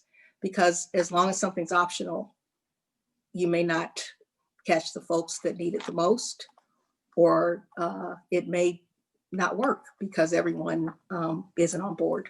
So I would like us to start thinking of ways that we can have things be mandatory and that not be seen as a punishment. So I can't speak to the care team evaluation process, but I can speak to the instructional coaches. And I know that this spring, they are up for evaluation and a report to the board. I also just want to be very transparent in that last year was my very first year. Or not transparent, just remind everybody. It's not transparent. I just am reminding you that it was my first year. And so what I spent my first year doing was really watching and listening and asking questions and spending time leaning in with the coaches that we have so that I could ask the right questions to, in the spring, correctly with them, evaluate where are we really? What is it we're supposed to be accomplishing? What is it that Oak Park and River Forest, the district, the building, and the community are expecting us to accomplish? What do our students, first and foremost, need us to be accomplishing? And then once we have that information, now we can work together to craft a plan. And now we can determine other things that need to come. Do we have enough people? Do we have the right people? Do we have the right people in the right divisions? And I did not feel like last year was an appropriate year for me to make those determinations or even comment on those things. And so I appreciate that. And I was not in it. This is in no way, as I think I started with, we've had instructional coaches for 4 years. So the fact that you came on board last year and some of these things predate any of us, it is really a broader question about systemic change. So I did not in any way want to imply that that was something that it rests on your shoulders. But I do firmly believe that that there is a opportunity now to be courageous leaders and to put systemic change in place so that it's not dependent on a person, but becomes embedded in our culture. And mandatory means everybody's invested and is ready to do that work. So I just wanted to say I was not in any way pointing fingers. No, I didn't feel like you were. I just wanted to, for my own sake, say that. But now I do feel like it does rest on my shoulders, right? Like this year, I feel like I need to do some work with them. And when I come to you in the spring, I will have a well put together, transparent report of where we've been and where we're going to go and what benefit that's going to be for the students. As far as professional development being mandatory, I do think what we have provided this year has been such. It has been that every person needs to go through these 3 things, but we've really tried to temper and balance that with good teaching practices. Like, these are the things I want you to know, and it's for a purpose. It's to establish a foundation of what we believe about differentiation, establish a foundation for what we believe about equity. And then from there, we really have to provide differentiated opportunities. And just because they're differentiated doesn't mean that they still aren't required. They're just differentiated, but we still require the teachers to, hey, pick 3 of these. Doesn't matter to me which 3 it is, but 3 that meet your needs. And they're still aligned to the 4 key components we said they were going to be aligned to. So we know that at the end of this school year, our teachers will have had 15 opportunities to land in 4 different components that will push the school forward. So if I'm not saying mandatory, we're still requiring it. We're still creating a layer of expectation. And I feel like we don't have to require it because we asked the teachers what they needed and we're providing what they said they needed. So they're coming, they're enjoying it. The feedback we're getting is that most of the presentations are very, very receptive. They're very much what they need. And again, in a year, I'm learning them. I'm learning the staff, I'm learning what they need. I'm learning how they like the presentations and they don't. And it's really just been a year of evaluating and leaning in and building relationship and figuring people out. So now as we map out this year and subsequent years, It's on my plate, on my shoulders, in my brain. And I will be sharing those things with you as I continue to come before the board with various reports. And now I'm learning you all, so I know kind of the things that you would like me to share with you. So I will make sure I do that. I have one more question and comment. The comment and the question are actually quite related. First of all, to the department heads and those who've been doing this work while we're in the middle of crisis distance learning, I just want to commend you for that, because to continue to move forward on this amidst all of what is required to teach classes and be a department head and do all of those things, whew, it's a lot right now. So I really appreciate, because I know how much goes into it. It is not easy to be a virtual teacher during crisis distance learning. So thank you for that. And my question is about the remote learning piece. Like, we have so many unknowns about re-entering buildings, how we return to what we considered was normal school. Are you feeling confident that this timeline, amidst what all we're experiencing, is realistic? Because we don't have any definitives on actually getting back into buildings full time and like what that looks like.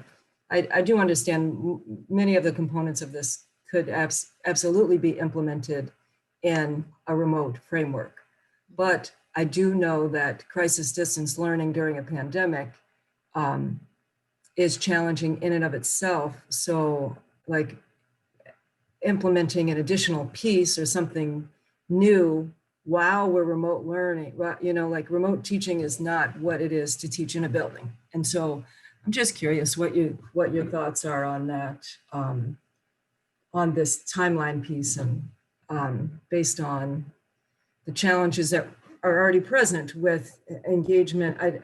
What I know from being in a building is engagement and all of what goes into remote crisis distance learning.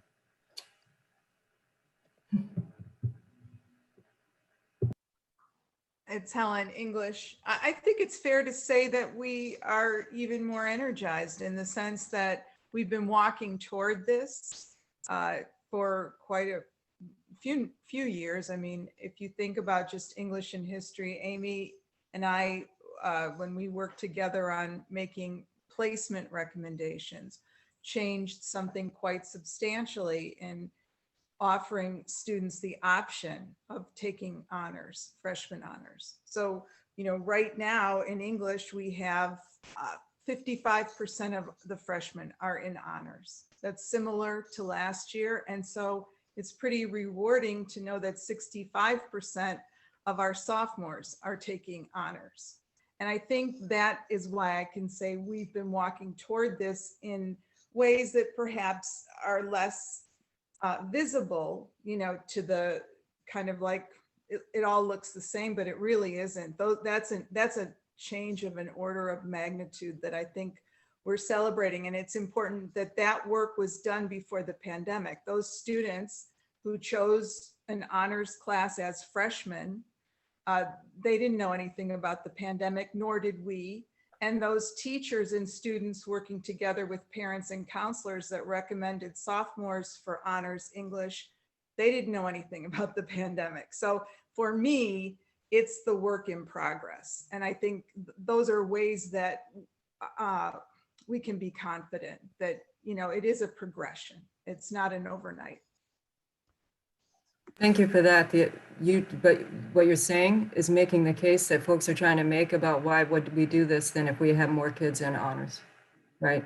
Like one of the arguments against us doing this is if you are already increasing the number of students into honors courses, why would we need to do this? So I don't have the answer to that, but I just know that that's a big question. And we would want to we would want to be able to demonstrate why this is important in spite of the fact that you may have increased those numbers.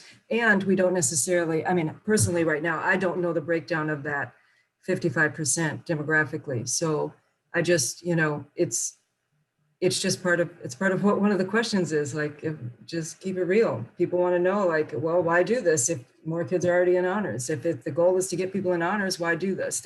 I know the reasons, but I don't know if our community understands the reasons. And I think that we need to be very explicit as to why continuing down this path beyond what the enrollment has already been is important. Well, I think, just listening to this conversation this evening, I think the question about what will we use, what are our benchmarks, the traditional ones that we have, including standardized testing, are shifting right in front of us. And so, I think it works to our advantage. I see it as a plus in the sense that when a landscape is shifting, if you can keep your feet under you, you're in good shape. And I think that's how, certainly that's how English teachers are seeing it. And I suspect it's true in the other divisions. I have a question, Greg, that I forgot to ask earlier. Can you explain to me the difference between earned honors and honors for all? Sure. So earned honors is actually what a number of schools are doing. Evanston now calls it pathway towards honors. And the idea is that you have heterogeneously grouped classes, in essence, a D-tracked class. And some students are earning honors out of that class kind of from the get-go or through their experiences and the assignments that they complete and so on, and others don't. And that's by kind of design. So it's a built-in level of structural differentiation in terms of how grades are weighted at the end. Okay, does that make sense? It could be differentiated by different ways that you grade one assignment or additional assignments, or, there are all sorts of different ways to do that. Honors for all is the idea that here's the class, and it's an honors class. Right. And so regardless of outcomes, and there are different ways that that's kind of differentiated to some extent in most schools when you're talking about just honors classes, whether it's honors for all or not. And that's like, here, for example, you don't get the API weight if you have a grade lower than a B in the honors classes, right? So that differentiates that weight to some extent. But the idea is that the curriculum is geared at the honors level and it's not differentiated at the same level, nor allowing for a lower expectations for summers. Does that help?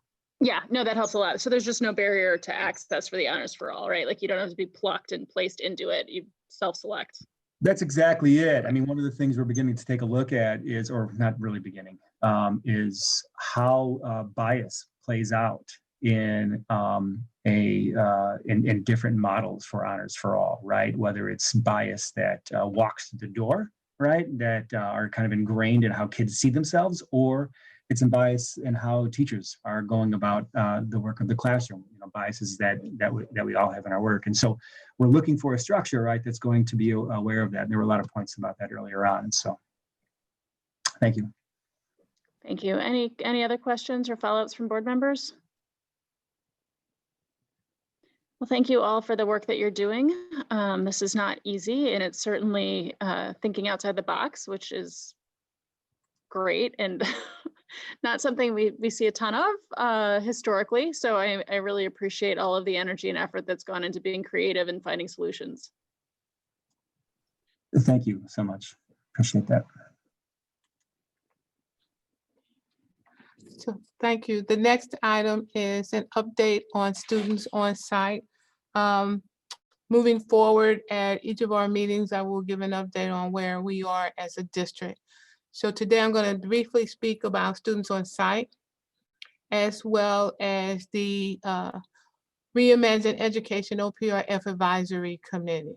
So currently, there are approximately 85 students on any given day that are on site. As you know, since the start of school, Driver's Ed Behind the Wheel has been on site, and we've seen over 100 kids already through that program. The Intro to Auto Technology, one class of 24 students, they returned in September. And they're here on A days, and then there's a class of 28. And these groups are broken down into pods of 8 students each. the introduction to woodworking. There's 2 classes of 24 students, and they also return September the 28th, and they are in session on Mondays, Thursdays, and Fridays. And they too are broken down into groups of 8. As you heard in an earlier meeting, we've identified approximately 40 students who have connectivity issues or need some additional support. Starting on Monday, Tuesday, somebody's texting me, I'm sorry. Starting on next week, we will have 13 of those students who will start coming in. We have 2 learning labs under our special ed department, of which there are 16 students enrolled in that. Other opportunities we've had for students to be on campus has been with the SAT, which we did in September, and we will do again in October. And then during that time, we had approximately 200 students who were at a social distance. Additionally, marching band is meeting in the afternoons and after schools after remote learning is over. They use the same protocols as required by the Illinois State High Schools Athletic Association. And then music practices also, our practice rooms are being used by students in the afternoons and evenings after remote learning is over. With regards to the advisory committee, we've established a Reimagine Education OPRF advisory committee that is comprised of district level administration, building level, school level administration, representatives from our bargaining units, as well as parents and community members, and representatives from each of our individual school districts that feed into us, D90 and D97. On the advisory committee, we have an ER doctor from Rush Oak Park Hospital. We have a parent who is a project manager. We have an RN, BSN, MBA, who is the Vice President of Northwestern Medicine Regional Medical Group. We have a construction consultant who also sits on the Board of Education in D90. We have 3 pediatricians, 1 attorney. We have an infectious disease doctor. We have a doctor who has experience in infectious diseases, virology, and vaccines. As well as I said, 2 representatives we've invited. We haven't heard back from them yet from D97. We've invited a racial equity consultant and a strategic planner. We have 2 representatives from the advisory committee who will serve as liaisons to the steering committee. Our first meeting is scheduled for October 15th. Then after that, we have meetings scheduled for October 20th, 29th, the 10th, the 23rd, November 10th, November 23rd, and December 1st. Starting second semester, the group will continue to meet once a month.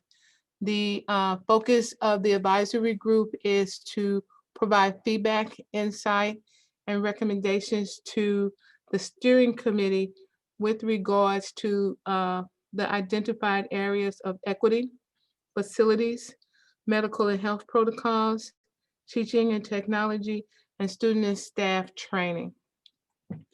And we will share our draft plan with them in preparation for the November 19th first presentation, get feedback from them as well. And then before we move forward with the December 3rd presentation. As I said, our first meeting is on October the 15th. Dr. Pruitt-Adams, will we be making public the list of community members who are serving on that committee? Yes, individuals have up until close of day tomorrow to respond. The list that I will make available will be names only and their role and responsibility, not their contact information. Out of respect for their privacy, right? Absolutely. Yeah, okay, thank you. Any questions from any board members? I was wondering, are there students that are going to be? Yes. How will they be represented? Yeah. I actually invited our student council rep. I have not heard back from her yet. And I've also invited another student who was referred to me by Dr. Ammons. And we also have representatives from each of our bargaining units. And I'm glad to hear about the public, listing the names. Are we going to indicate with each name kind of the area of expertise? You will Okay, see the area of expertise. It will also indicate if they are a parent or just a community member. got it. So Thank it you. will be their name, their position, and their role on the committee. Any other questions from board members? And as I said, I'll do an update at every subsequent meeting. Thank you. Mhm. Okay. The next item we have are future agenda items. And so as a team, we went through all of the agenda items in the spreadsheet that Ms. Camerton has kept for us. If they are green, those are items that have already been completed. I did not take them off because I wanted the board to see them. If it is yellow, those are the ones we need some clearer direction from the board, or some of those things that we were working on that had to be put on pause because of coronavirus. And those that are blue are those things that are on our list for addressing this year, either in a board presentation or through the end of week notes. The two that are on hold right now are the vaping, where the board asks that we work with some of our surrounding villages to address vaping, but with school being remote and everybody is, the social services meetings and all of those things, so forth. So we put that off for a minute. And then the other discussion, which is part of the board goals and the superintendent goals, was about establishing a rubric to close the gaps on racial equity. And this was said that this will be a part of the board goals discussion. Thank you. As a future agenda item as well, I propose that we do our first book read, which is part of our board goals, in December, which I know is a tough month, but I feel like every month is tough. So I would like to be able to let everyone know what that book is going to be as soon as possible. So if people have suggestions, I know I've talked to some of you about suggestions that you might have. If you could forward me a list, and then we can kind of figure out what our book is going to be for this semester, and then we'll do another one next semester as well. I Hey, have Sarah, can I just add to this conversation that Of course. the middle schools and the library, in partnership with Dominican University's Truth and Racial Healing, they're all reading Stamped from the Beginning by Ibram Kendi. They're reading it. We are all reading it. And there are going to be community discussions and partnerships with all of these organizations. And so I just want to say that, wow, that might be kind of a cool thing if we were engaged in some of that conversation. I believe that the adults are reading Stamped, the original by Ibram, and I know the students for a fact in middle school are reading. We're doing it school-wide, both middle schools, all students are reading Stamped, the remix by Jason Reynolds and Ibram Kendi, because it's a young adult, youth adult, version of Stamped. So I just want to throw that out there. Yes, thank you. And let's talk more, Gina, about that. I like that idea. Could you send me that? Because I was compiling a list of books. I have 4 on that list, and then maybe we can present them to the board. But I do like that idea, the book that Ms. Harris just suggested, and I will send you the 4 that I have on the list as well. That's awesome. I'll send that to you, Dr. Pruitt-Adams. I think I was just maybe even throwing it out there because even if our board decides not to read it as our book read, our community is actually engaged in this work, and maybe it's a place for us to be engaged as community. So, Yeah, absolutely. I said all my favorite words tonight. I said community. Thank you. I said white supremacy culture. I got them all in. Yes. And I think, Joylyn, I think we actually skipped item 7, which is policies for first reading. I am so sorry. It's okay. I mean, You're absolutely correct. Let me close this out and come back to that. My board docs is acting strange today. Policies for first read. You're absolutely correct. Okay, so here we go. The first policy is policy 5:20. It's the resolution to prohibit sexual harassment. And this was updated in response. This was updated in response to some of the new Title IX policies and so forth. And if I click on, can you see? Oh, you're not seeing my screen. I am so sorry. Anyway, there are policies that are being updated, and they ask for a mechanism of reporting and an independent review if a harassment is made with regards to a board member. The other addition to that one is the ethics and gifts ban. And as a team, we looked at this and we think this one is okay. Any questions on that one? The next policy is 4:180, pandemic preparedness, management, and recovery. And this was added to the policy that was on influenza and so forth. And so it added a pandemic requirement, and it requires us to ask the question that whether or not the district is served by an intermediate service center rather than an REO. And if we answer yes or no, and our answer is yes, we are serviced by an intermediate service center. The other question is that a policy uses the board president or the superintendent as the default text during the pandemic if it's difficult for board policy committee to meet, and we already do that. So that answer 2 is yes. Question 3, I can't see my whole screen, I'm sorry. So I'm only seeing part of the question. Question 3 is remote learning days or blended remote learning days are different from e-learning days. And as you know, we have a remote learning plan, so we have answered that question as well. The other is that the policy was renamed from pandemic preparedness to pandemic preparedness management and recovery.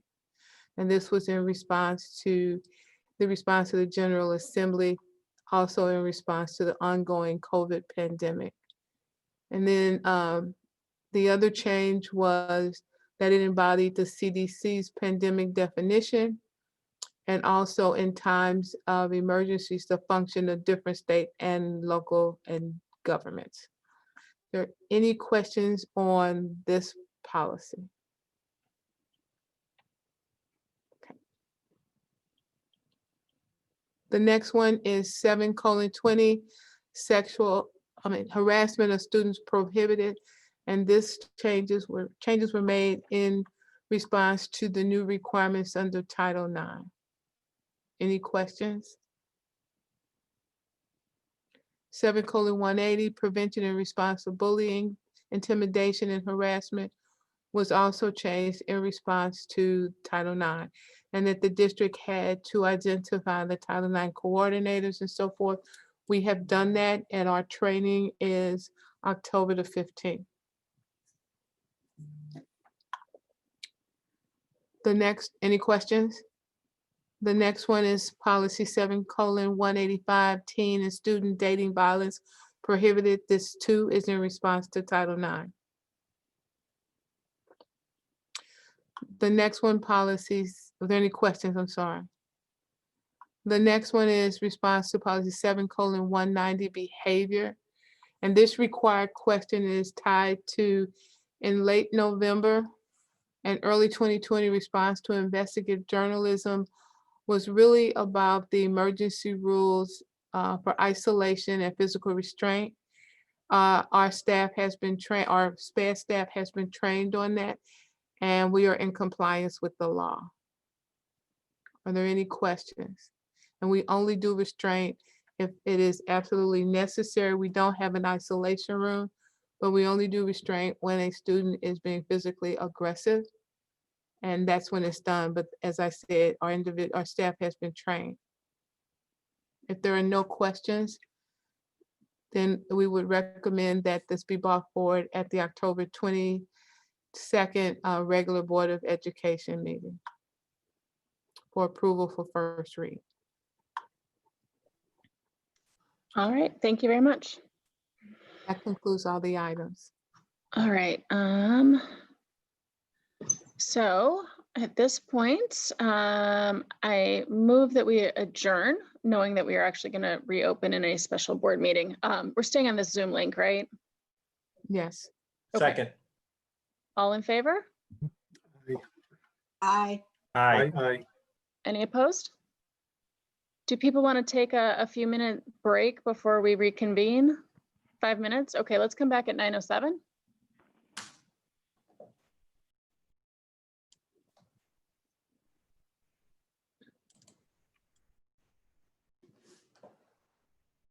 Mhm.